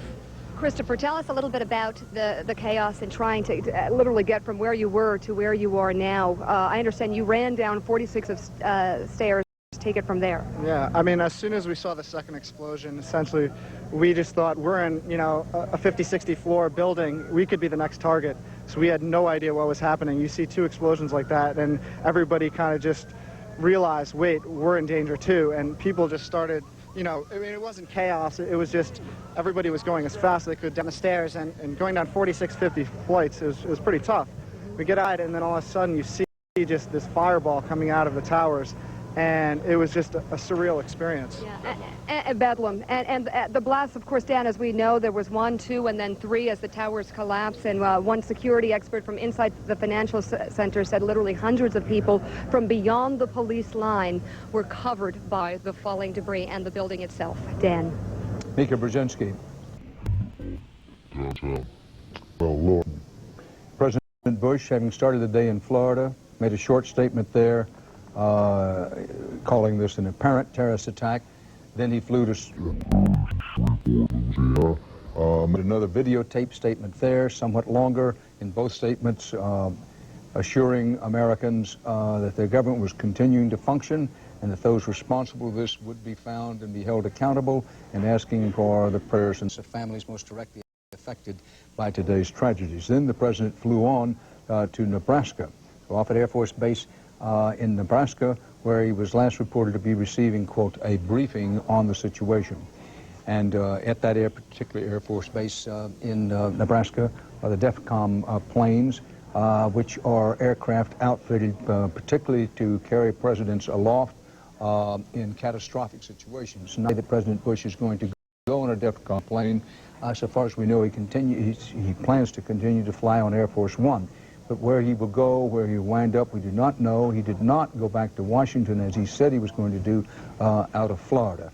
More about that as we go later on. Now, we're approaching the half-hour mark. Every half hour and hour, we try to recapitulate what we know, what we don't know, bring you up to date on the situation. Do that in a very few moments. But let me point out a couple of things before doing that. First of all, hospitals continue to be absolutely inundated with the wounded from today's events in and around the World Trade Center. Some patients have been taken to outlying hospitals, suburban hospitals outside the city. There is a shortage of blood, as you would expect under these circumstances, and the American Cross is keeping open the facilities for blood donations in the city, in those areas of the city that are not affected by the explosions and fire and events in Lower Manhattan. So those blood donation centers are open. The FAA says that air traffic, which has been grounded in the country in an unprecedented act since early this morning, that tomorrow noon is the earliest the FAA intends to have air transport authorized again. Overseas flights headed for this country were ordered to either U-turn or to find landing places outside the United States. NATO was holding what was described as an emergency meeting, which was due to begin about a half hour ago. A senior official is expected to brief shortly at the headquarters in Washington. We will, of course, be monitoring, probably carry it live for you. Also at the Pentagon, where there's been very little information about the extent of damage today, understandably little information. The Defense Department wanting to give out as few details as possible, but there has been damage at the Pentagon. There have been some fatalities there. The Defense Department confirmed that several hours ago, and some injured. But we'll also be receiving a Pentagon briefing somewhere along the line this noon.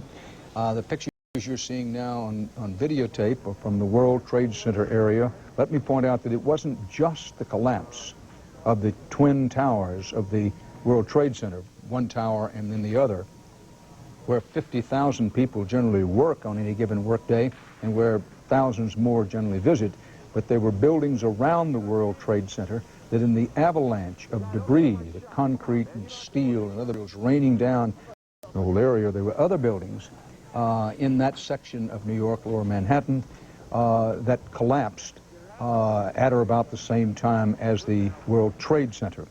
The mayor of New York, Mayor Rudolph Giuliani, has said that there's been a, quote, tremendous loss of life. In an interview with CBS News, he wouldn't even speculate as to how much loss of life.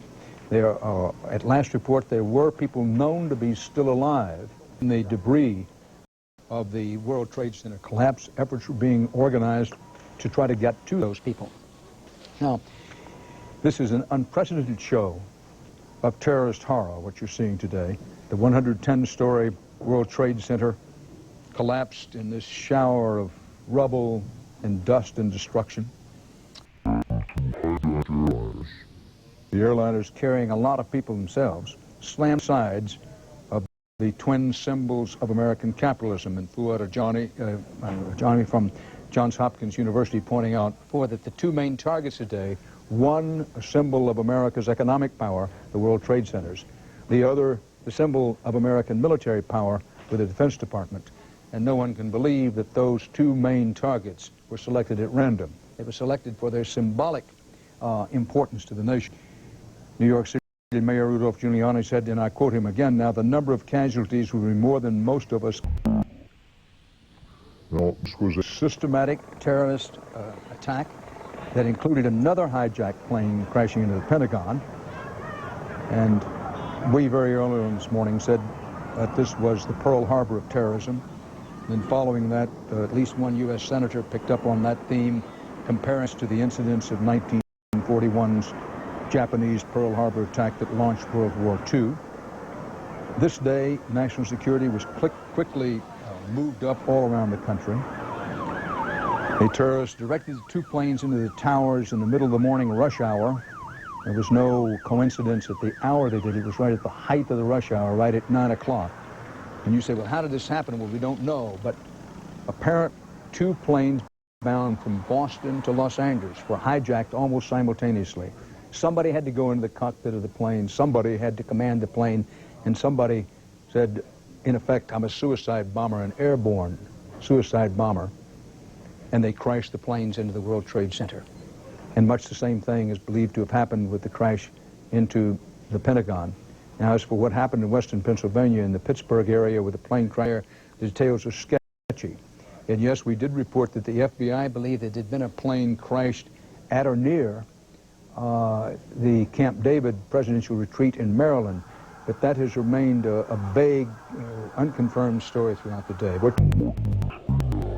Debris coming down from the upper stories of the World Trade Center before those World Trade Center towers collapsed. Some of the World Trade Center's 50,000 workers were seen leaping from windows to their certain death. That included, in one case, according to eyewitnesses, that included a man and a woman holding hands as they leaped from the World Trade Center as the flames engulfed their floors. Some people jumped from as high as the 80th floor. This happened as the planes exploded into fireballs. Unimaginable, these things, but part of today's reality. Now, first reports had at least 600 people undergoing treatment at hospitals. Early reports said 150 of those were in critical condition.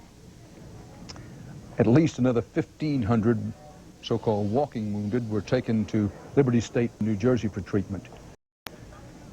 The mayor of New York, Rudolph Giuliani, says it may take 2 days before a final figure of the dead and injured becomes known. No one would be surprised if it didn't take longer than 2 days. Yes, there was a New York mayoral primary vote scheduled today in New York that was canceled. I don't have to repeat, but will, that the financial markets closed immediately. They'll have a conference call tonight to determine whether financial markets will open tomorrow. Hospital officials have been preparing for the worst all day, and they've gotten the worst. The Bellevue Hospital medical director, Eric Mannheimer, called this, and I quote him, a catastrophe of unparalleled proportions. Now, speculation, and please mark the word, italicize the word speculation about the attack, rather quickly focused on terrorist fugitive Osama bin Laden, who was reported in Afghanistan. Afghanistan's Taliban government, the radical fundamentalist Islamic government of Afghanistan, moved quickly in a public relations effort, understandable from their point of view, to say two things. One, that they deplored this. Two, they had nothing to do with it. And three, this would surprise some people.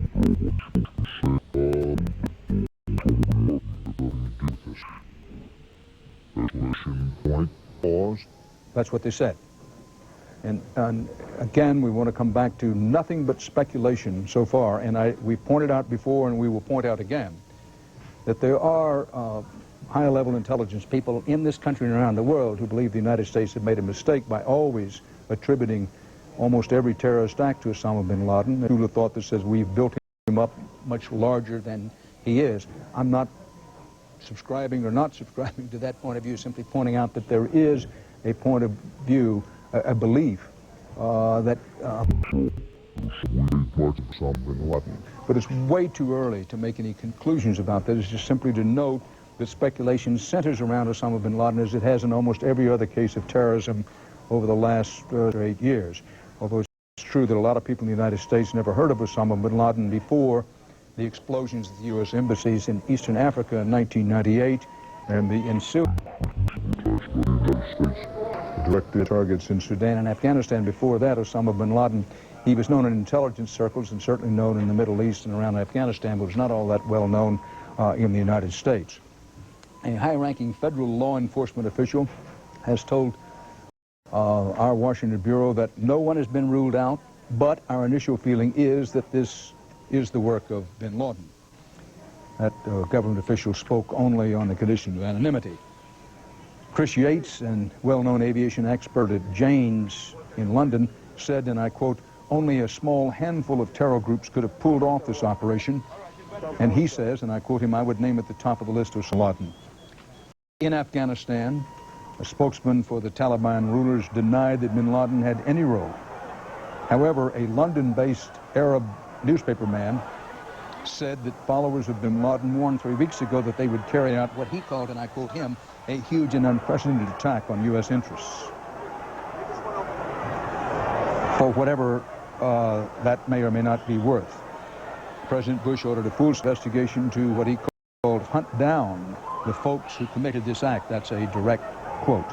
Now, American Airlines initially said the Trade Center was hit by 2 of its planes, both hijacked, carrying a total of 156 people, but the airline later said that that was unconfirmed, and now we believe that one American Airlines plane hit one of the World Trade Centers, and then a United Airlines plane hit the other World Trade Center, is what the current belief is. Now, CBS News correspondent and 60 Minutes 2 correspondent Carol Marin is downtown and has a report. Karen? Carol? As I'm making my way toward the Trade Center along the water line, thousands of people were walking towards me, streaming out, almost not talking, trying to get through on cell phones that didn't work. Some of them crying, all of them looking pretty agonized. All of a sudden I heard a roar and I saw one of the towers blow and then collapse and fill the horizon with smoke, and I yelled, "Oh my God," and I saw from street level, as though it had exploded up, a giant rolling ball of flame, and the firefighters screamed, "Run!" And I turned to run, but I fell, and I felt someone scoop me up, tell me to throw my high heels off, and I was running in my stocking feet with him. And finally, as we ran and ran, he slammed me into a wall and covered my body with his. I could feel his heart beating against my backbone. And I think both of us were sure we were dead, because there was no way you could run fast enough and there was no way to avoid it. But somehow we escaped the flame, which was immediately followed by a storm of debris. We were breathing, it felt like giant particles of plaster, and there was smoke, so that if you tried to put your hand out in front of you, you couldn't really see it. It was the thickest, most intense particle and smoke I've ever been in. And somewhere along the line, the firefighter handed me off to a New York police officer. The thing that struck me, though, was that I didn't see many wounded people in the street, which led me to believe, at least where I was by the Trade Center, they had never even gotten out of the building. I thought I was going to die. It is as close as I've ever come, a reporter, to thinking I was going to die. Carol Marin, who was downtown early this morning when this catastrophe hit. I mistakenly said she was down now, which is what I thought, that this was a replay of a videotape interview we did with Carol Marin earlier in the day. You know, it's impossible not to compare this coordinated air attack, this undeclared act of war, with the attack on Pearl Harbor almost 60 years ago, the Japanese sneak attack on Pearl Harbor, December 7th, 1941. And it's just as clear as can be that December 7th, 1941 will be forever remembered as, in President Franklin Roosevelt's phrase, a day of infamy. But so too will now September 11th, 2001, go down in history as a day of infamy. At this moment, you may want to recall that Pearl Harbor was a disaster that brought the United States of America together and propelled it to victory. A thought to ponder as we go through this afternoon. Now, around the world, there have been some expressions of solidarity with the United States. Tony Blair, the Prime Minister of Great Britain, made an eloquent short talk to that effect earlier in the day. Others among the United States allies in the world of freedom and democracy around the world have expressed similar sentiments. There have been some expressions of celebration. Palestinians on the West Bank some were said to shoot their weapons in the air today, what was said to be a celebration. Now, what we're waiting on right now is a briefing at the U.S. Defense Department. A Pentagon briefing is expected to brief shortly, and as mentioned earlier, a senior official of the FBI is also expected to brief very shortly. Admiral Craig Quigley will be briefing at the Pentagon. Now, if you're saying to yourself, well, where is President Bush? The answer is, we don't absolutely know. Last reported to be at the air base in Nebraska. getting a briefing. He had gone there from Barksdale Air Force Base in Louisiana outside Shreveport. He had gone there from being in Florida earlier in the morning. And as we await the beginning of one of these briefings, you're looking at scenes. This is a live picture in Manhattan. Perhaps, well, I think the world's best-known skyline with the Empire State Building off to the mid-left in your screen with that high, well, looks like a stick, little known, that was supposed to be a dirigible landing place high atop the Empire State Building. That's what it was designed to be, but no dirigible was ever able to get in there. And in that place, the Empire State Building, one of the landmarks of our country, recognizable all over the world. This is what the skyline, the New York skyline, looks like today. The World Trade Center's gone, both of them. Yes, devastatingly gone, right to the ground. Both of them crumbled, each after having been hit separately by hijacked American airliners. And we may be able to show you what the New York City skyline looked like before today. You can imagine, you've seen the postcard pictures, if not all of your life, for a long, long time. But both the World Trade Center buildings, which had become, they really had replaced the Empire State Building as the principal landmark of New York City, both of them are gone. The former foreign minister of Israel, Shimon Peres, is in Jerusalem. Thank you for being with us, Mr. Minister. I appreciate very much you doing this. Do you think this terrorist attack on the United States is because of its close friendship with Israel? An attack on the United States, attack civilization and bring all of us back to the jungle. And I think we have to do whatever we can not to permit another war with terrible consequences to be spread over. May I say that each of us feel today like an American. Our heart is with the families, with the victims. It's full of pain. But we know the United States is a great and a strong country, and as you've won so many wars and suffered so many agonies, again, you and us and all of us will emerge stronger and more whole. I want to say that we have to draw consequences, all of us. We have had, or we are having armies against enemies that practically do not exist, but we have dangers without strategies and without armies. The most important consequence today is to develop a strategy against terror. It can happen every place, everywhere, and cause untold of damage and victims and blood and tears. And the time came for all of us to get ourselves organized. By the way, we send our own rescue team, which is already on the way to the United States. We shall do whatever we can to stand on the United States, which is leading the world, defending democracy, and enabling all of us to remain as a civilized community. Shimon Peres, you know our country, my country, well. And you know that there are any number of people in the United States who believe these bombings today are a direct result of U.S. support for Israel over the years in the Middle East. To those people who say that, what say you?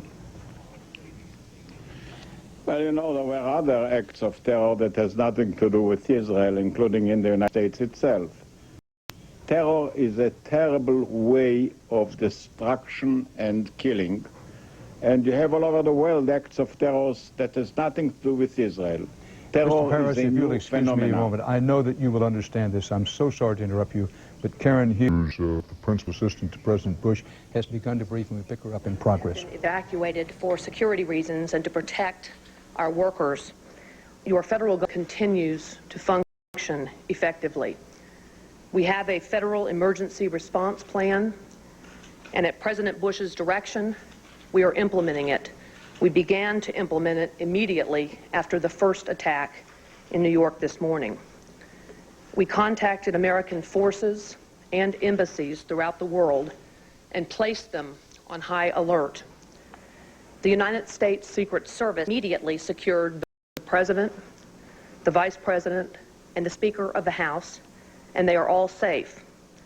They have also secured members of the National Security Team, the President's Cabinet, and senior staff. As you know, President Bush was in Sarasota, Florida when the first attack occurred this morning. Air Force One has now landed at Offutt Air Force Base in Omaha, Nebraska, and the President is in a secure location. He is in continuous communication with the Vice President and key members of his cabinet and national security team. Vice President Cheney and our National Security Advisor, Condoleezza Rice, are in a secure facility at the White House.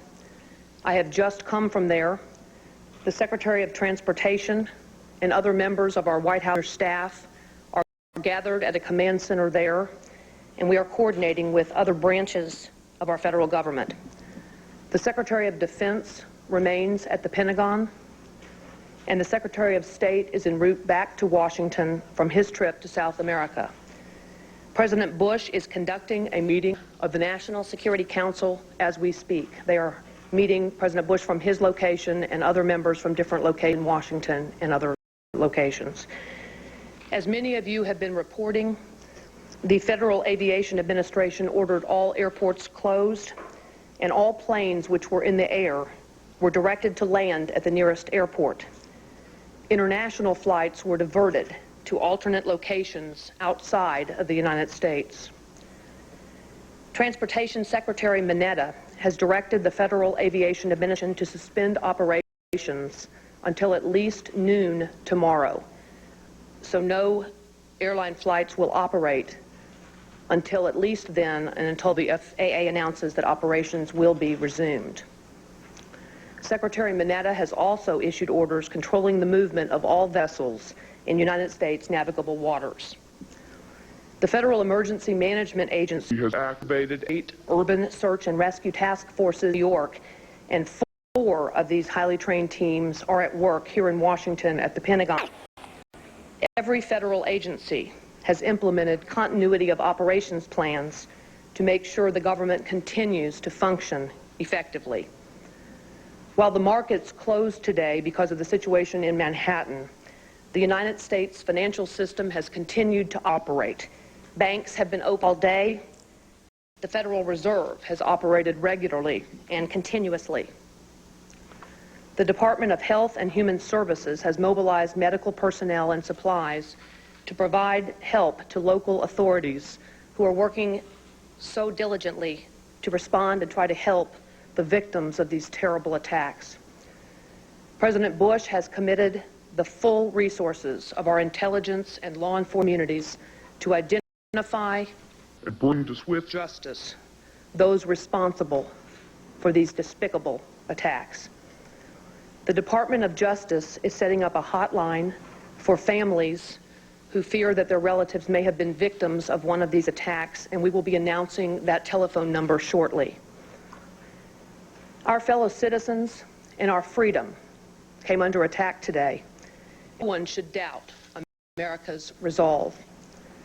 President Bush and all our country's leaders thank the many Americans who are helping with rescue and relief efforts.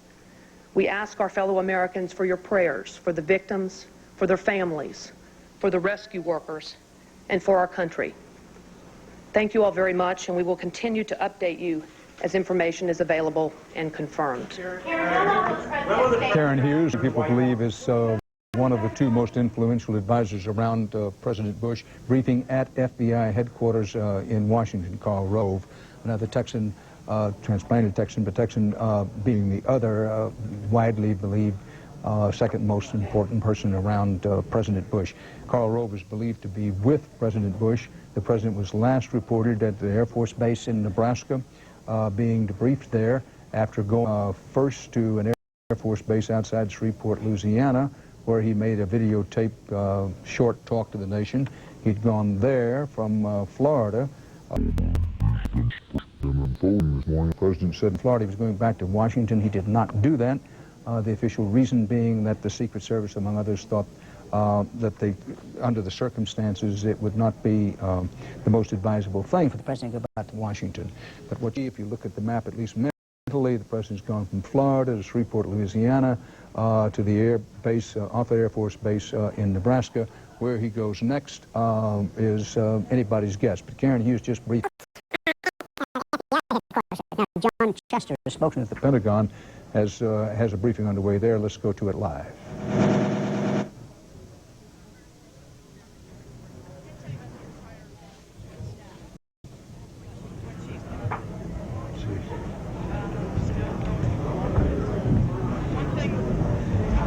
One thing I do... Right, that the military, the service secretaries... Well, they're obviously having some audio difficulties there at the Pentagon. We'll bring you up to date on what they said there. What we know about the Pentagon already is that an apparent hijacked aircraft, a commercial airliner, was crashed into the Pentagon, and actually into, we're told, a helipad right next to the Pentagon. There was damage to the Pentagon itself. Flames and smoke consumed a portion of the Pentagon for a while.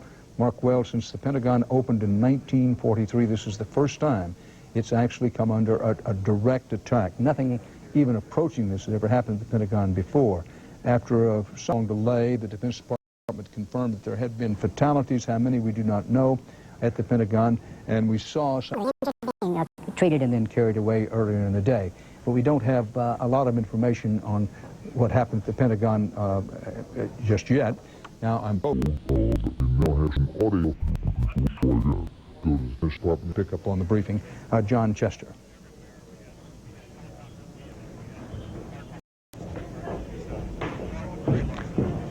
Well, two strikes on that. We obviously don't have the audio of Mr. John Jester. I'm sorry, that mistake is mine, for which I apologize, but Mr. John Chester, we couldn't pick up the audio. This is one of those days when obviously we're doing the best we can to bring you as many live reports as we can. We had talked to Shimon Peres in Israel just before we went to Karen Hughes. And he was pointing out, this is a paraphrase of what he was saying, that yes, the United States has stood with Israel all of these years, but that under these circumstances, the Israelis certainly understood, perhaps better than some, the enormity of what was happening this day. And we do apologize for having to interrupt that interview in progress, but of course we did so to go to the Karen Hughes briefing. Now, we're coming up to nearly the hour mark, and as the hour mark passes, we'll bring you up to date on all of the facts and details as we have them. But in the meantime, let's go back to Washington and our chief Washington correspondent, Bob Schieffer. Bob? Well, Dan, I am here with Senator Chuck, who's a member of the Foreign Relations Committee. He has been to a series of briefings. Let me ask you quickly, Senator, because we're pressed for time, we're going to come back. Is the talk now about reopening the Capitol tomorrow? Yes. And why would that be? Well, the security, we believe, is clear, will be clear by tomorrow, and we don't want to shut down our government and our country. The terrorists win here. As long as we're securing our nation and our structure and our ship, then I think we should move on, and we intend to do that tomorrow. And Dan, Senator Hagel, of course, is the senator from Nebraska, Offutt Air Force Base, the former home of the Strategic Air Command, is where the president is. When we come back, we can talk to Senator Hagel about why the president went there. Dan.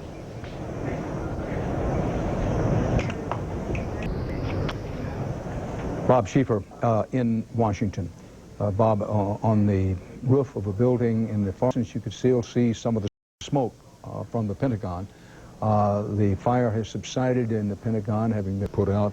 The smoke may go on for a number of hours, perhaps even days, depending on how much damage. We don't really know how much damage there was done to the Pentagon. Understandably, the Pentagon is not giving out a lot of information about what the situation is there, it, after all, being the military heart of U.S. defenses. Now, here in New York, I want to show you what it looks like in Lower Manhattan at the moment. This is now, 7 hours after the first aircraft, hijacked commercial airliner, hit the first of the Twin Towers. Great smoke still. There's been snow water and on the land for these 7 hours. And this smoke does not show any signs of going away anytime soon. Rescue crews on the ground, this shot taken from up high. Rescue crews on the ground frantically trying to do several things. One, attend to the wounded, some of whom are seen, and two, put out the fires, and then try to search for people still believed to be alive in the rubble and ruin of the World Trade Center. They're organizing efforts to find those people. Some fire and police casualties have been reported. The full extent we do not know. There have been no fatalities reported among fire and police, but make no mistake, there have been at least wounded among the fire and police help. You are watching continuing CBS News coverage of the attack on America.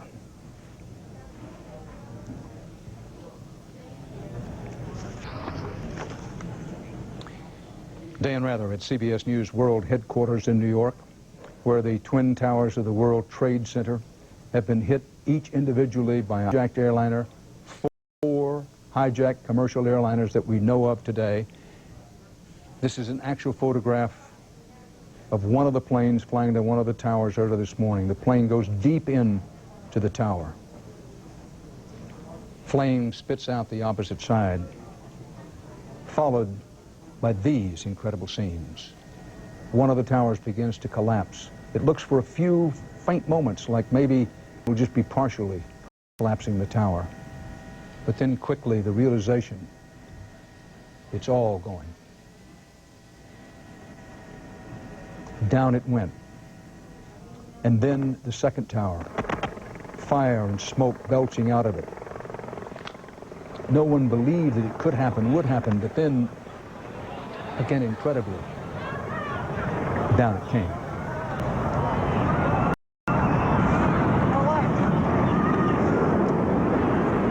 As we said at the time, it looked like a scene from the end of the world. It was the end of the World Trade Center. The most famous skyline in the world, changed in a matter of minutes by horrendous acts of terrorism.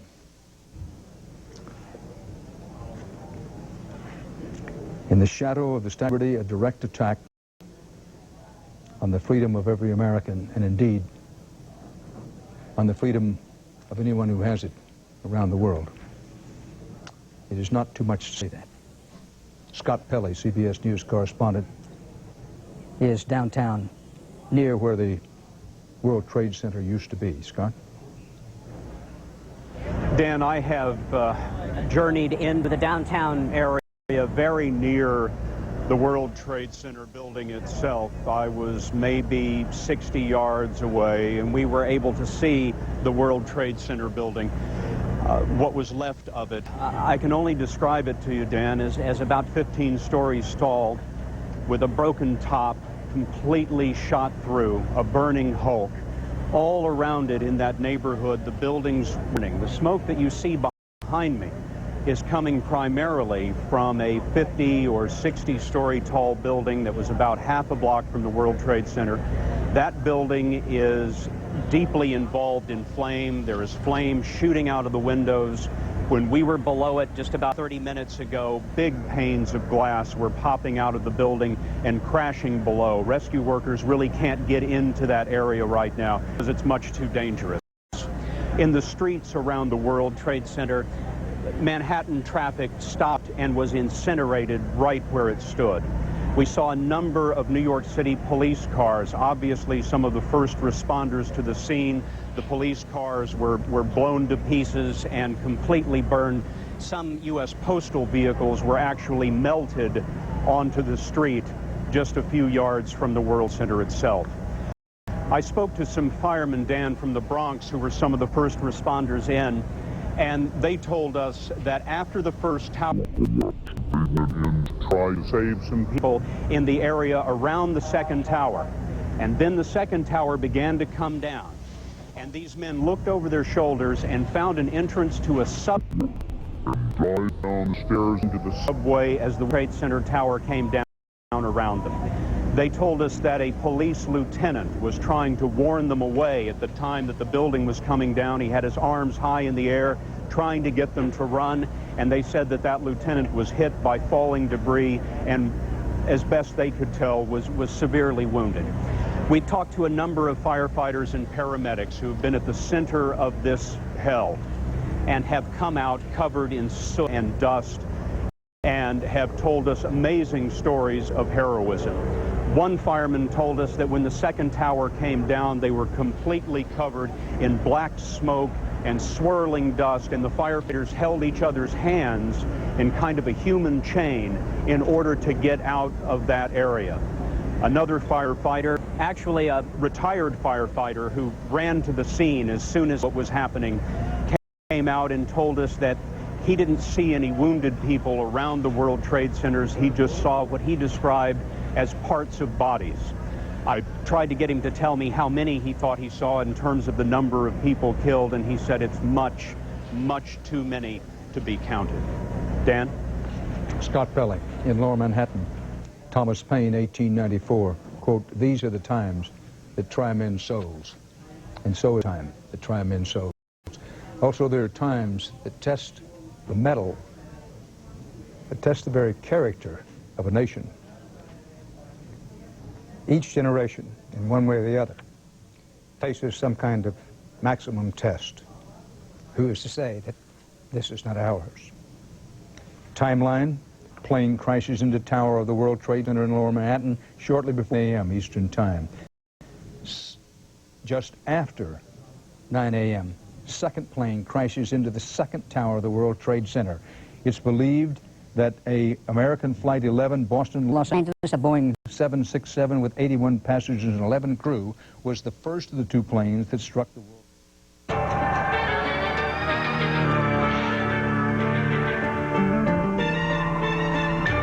Worst terrorist attack in history. First, terrorists crashed two airliners into the World Trade Center buildings in New York. Thousands could be dead. We really don't know. Officials rushed to evacuate the buildings, and then an even more gruesome sight. Both skyscrapers come down in a thunderous roar.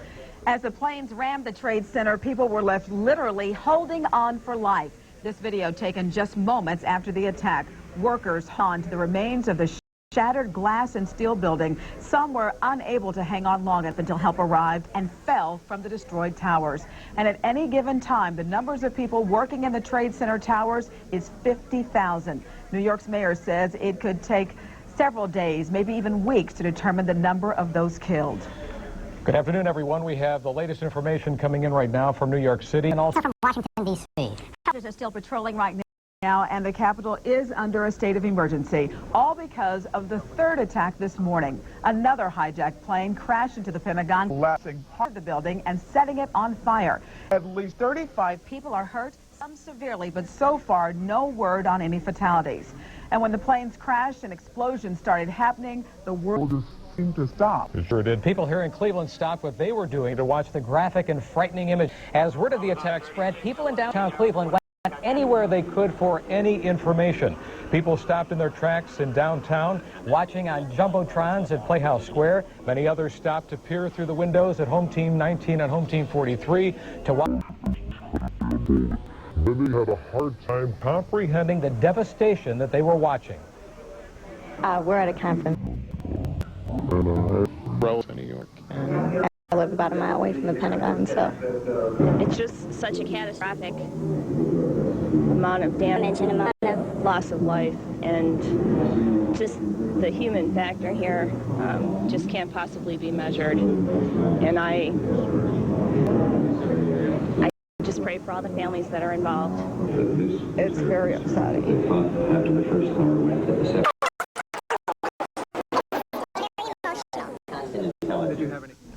News of the horrific devastation in New York City led to quick decisions by dozens of businesses in downtown Cleveland right here, especially those in high-rise buildings. They shut down for the entire day. And our Paul Olowski was with commuters as they headed out of town. Paul?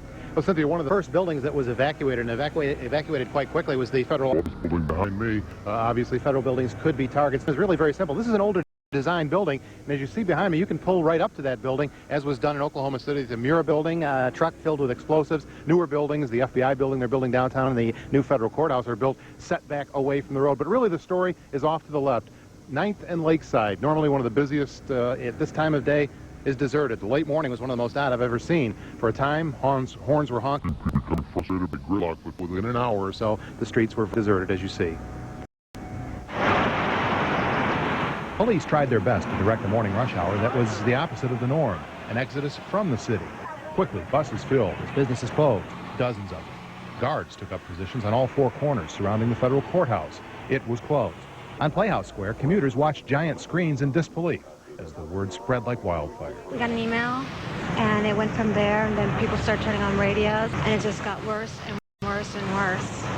People you work with know people who work in New York, work in the World Trade Center? Yeah, I think everybody knew somebody or had a friend or relative who knew somebody. The exodus out of town was best understood here on Euclid Avenue at Public Square. The streets and the sidewalks virtually deserted at what normally would be a very busy lunch hour. Most leaving town had a hard time believing the day's events, but are unsure on what can be done to prevent a repeat. We get into a complacency. Are you surprised that the government didn't have some knowledge that this was coming, given that obviously it was very well planned? Not really. It's a terrorist attack. It is a surprise attack. It would be nice to know exactly who it was. It's inevitable. Yeah. There's no stopping what happened today. There's no prevention methods that could have been in place to stop an attack. They've taken some methods here. As you see, several police cars guarding Cleveland City Hall. The flags have now been lowered to half staff here at Cleveland City Hall, which is just off to my right as the afternoon goes on.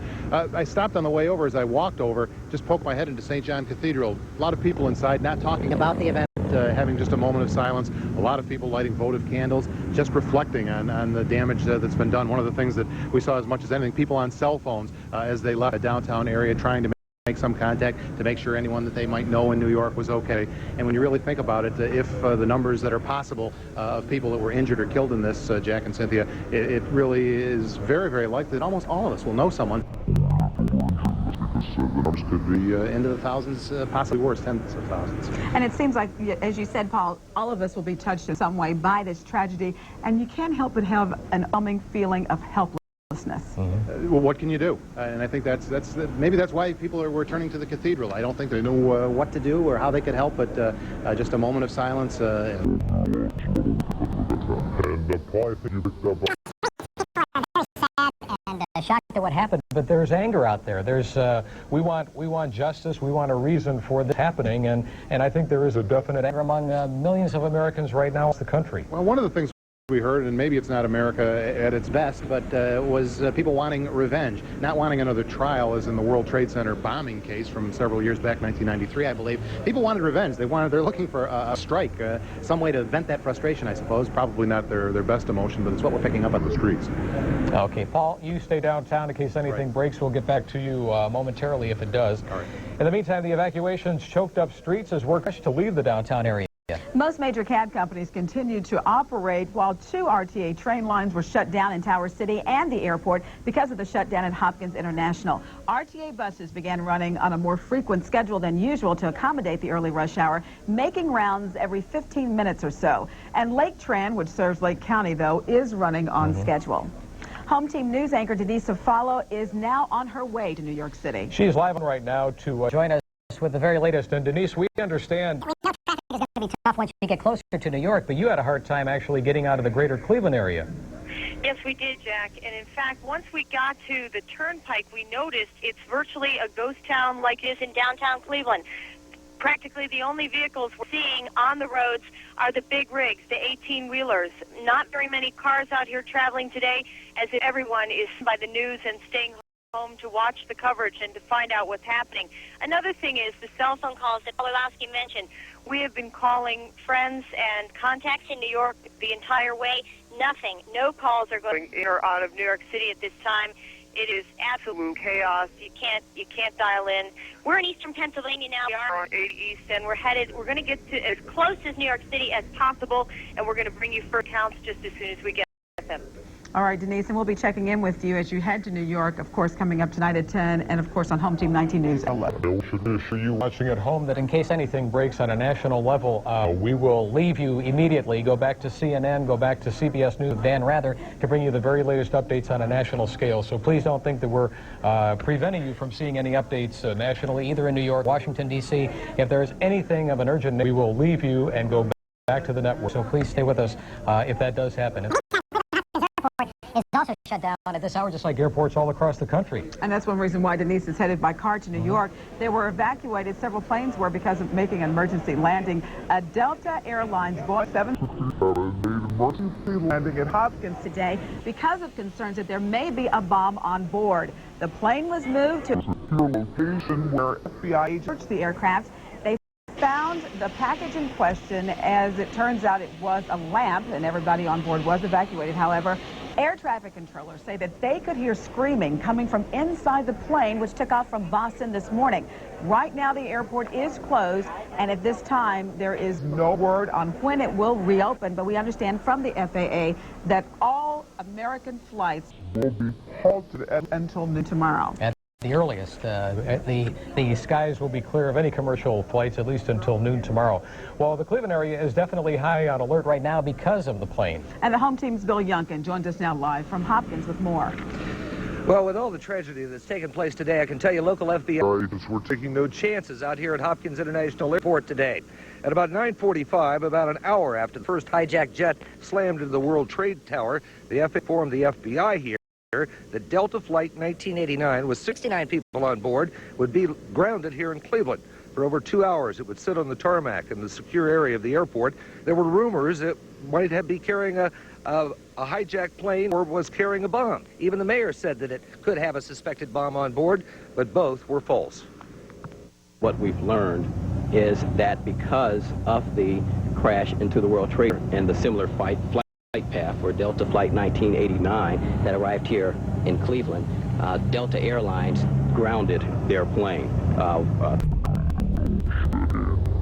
just want to make it very clear that investigation is ongoing, but at this time there does not appear that there was a hijack or any apparent act of terrorism relating to Delta Flight 1989. I talked with some construction workers who were out on the runway when FBI agents came out and told them to get out of here right away, along with some people from the National Weather Service. Was more like bunker.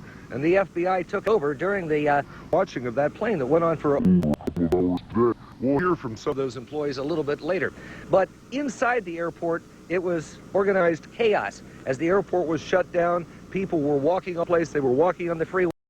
It was a scene of mass confusion, and our Harry Boomer was there with them. Harry, I've never seen anything like it.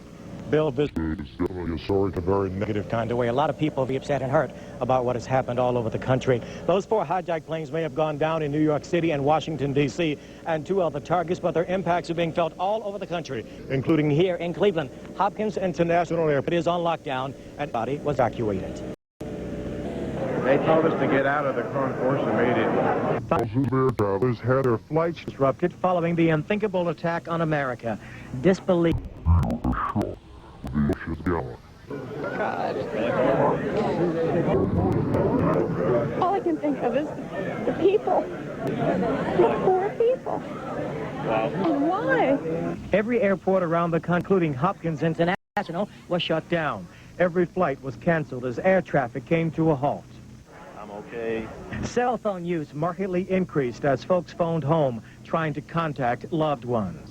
I'm fine. I'm in Cleveland, and I'm landed safe. They got us evacuated out of the airport, but we're all in one piece. I need you to inform the site, and I really need you to get a hold of Joey, because she knows I was going to New York. She doesn't know. I haven't been able to contact her yet. You know, I don't care about myself. It's just a horrible tragedy. As far as those people in New York and Washington, it's awful.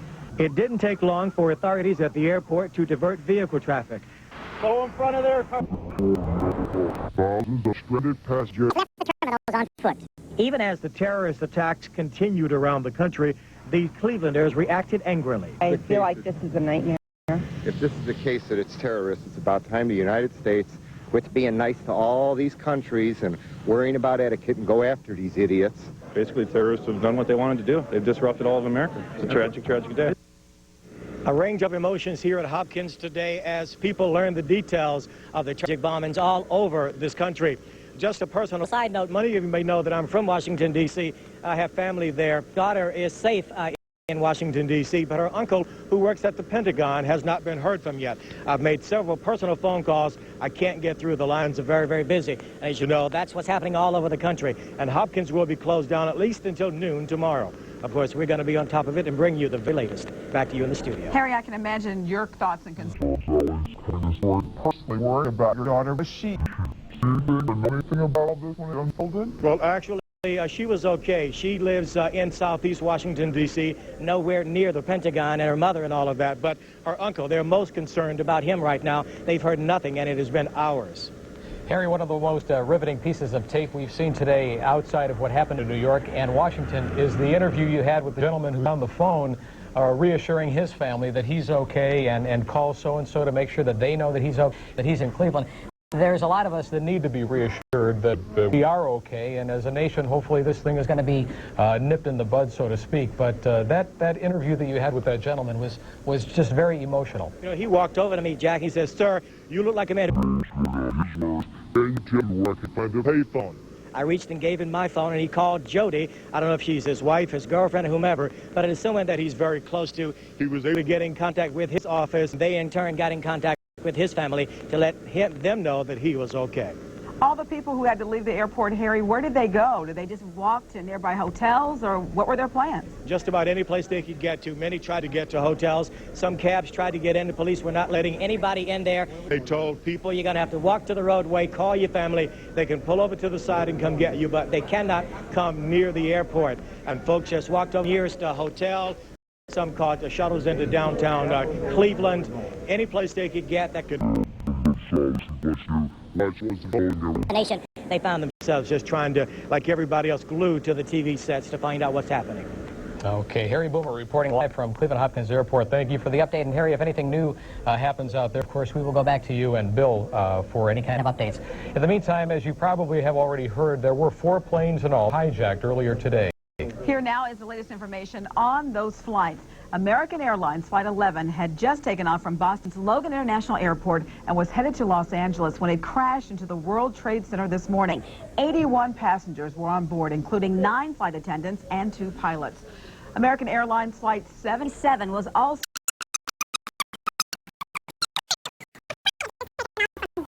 in Washington, D.C. 58 passengers were on board. United Airlines Flight 93 crashed southeast of Pittsburgh while The aircraft was headed to San Francisco, and in all, 45 people were on board. United Airlines Flight 175 crashed into the South Tower of the World Trade Center. The plane had just left Boston and was headed to Los Angeles. 56 passengers were on that particular plane. The home team's Bill Sappho said the home team news, and he is standing by live right now outside of City Hall with the latest information from there. Bill? Absolutely, Jack. We are waiting right now for Mayor Mike White to come forward in the Red Room of City Hall with a press conference at 4:30. But in the meantime, as you can imagine, mayors of major cities across the United States assessing their own situations. We were also in Akron earlier talking with Mayor. People need to be calm. We do not have any reason to believe that there is any threat at this time to any facility or anyone in Summit County. But further down I-77 at the Akron-Canton Airport, emergency measures there, too, were put in place by the Federal Aviation Administration. They were to expect as many as 60 planes to come down at that small regional airport. 6 ended up coming, including this American Airlines 757, which was en route to Boston. And we knew we were going to have diversions. We thought as many as 60. Turned out only to be 6, but we had some stranded passengers that we've been carrying in the terminal.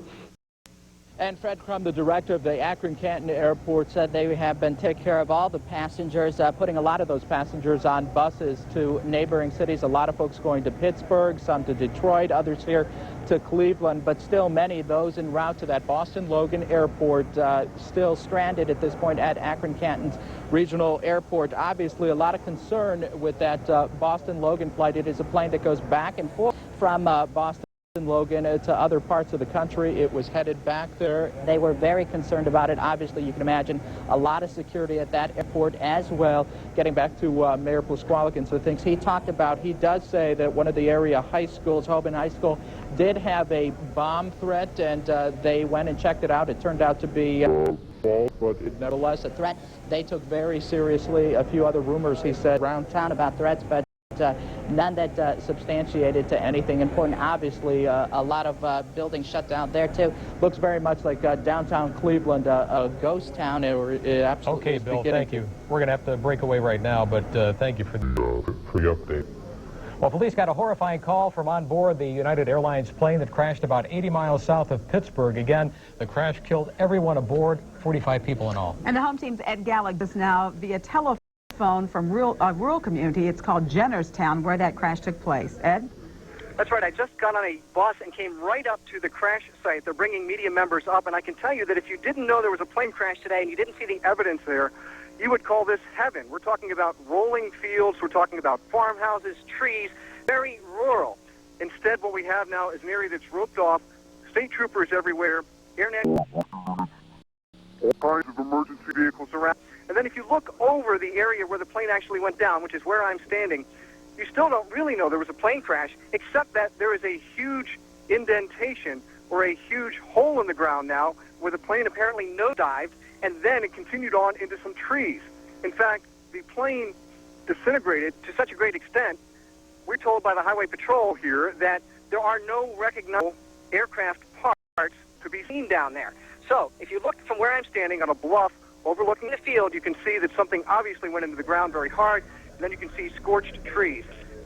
As far as the rest of the area here, people are still talking about that 911 call.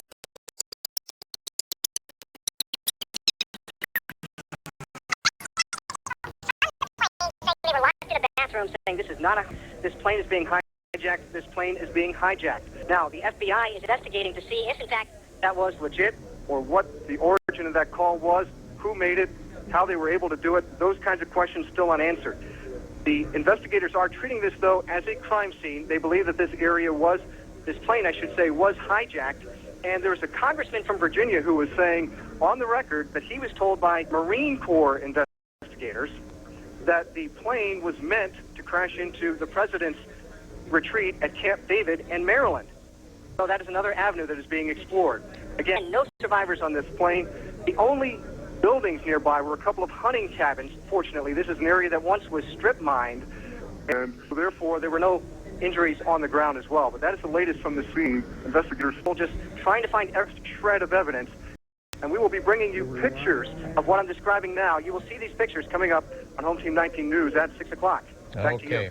Okay, Ed, thank you for the update. We'll be back to Ed and find out more about that crash and also have information on what we have been seeing and hearing about all day long from New York City, from Washington, D.C., and also from Western Pennsylvania.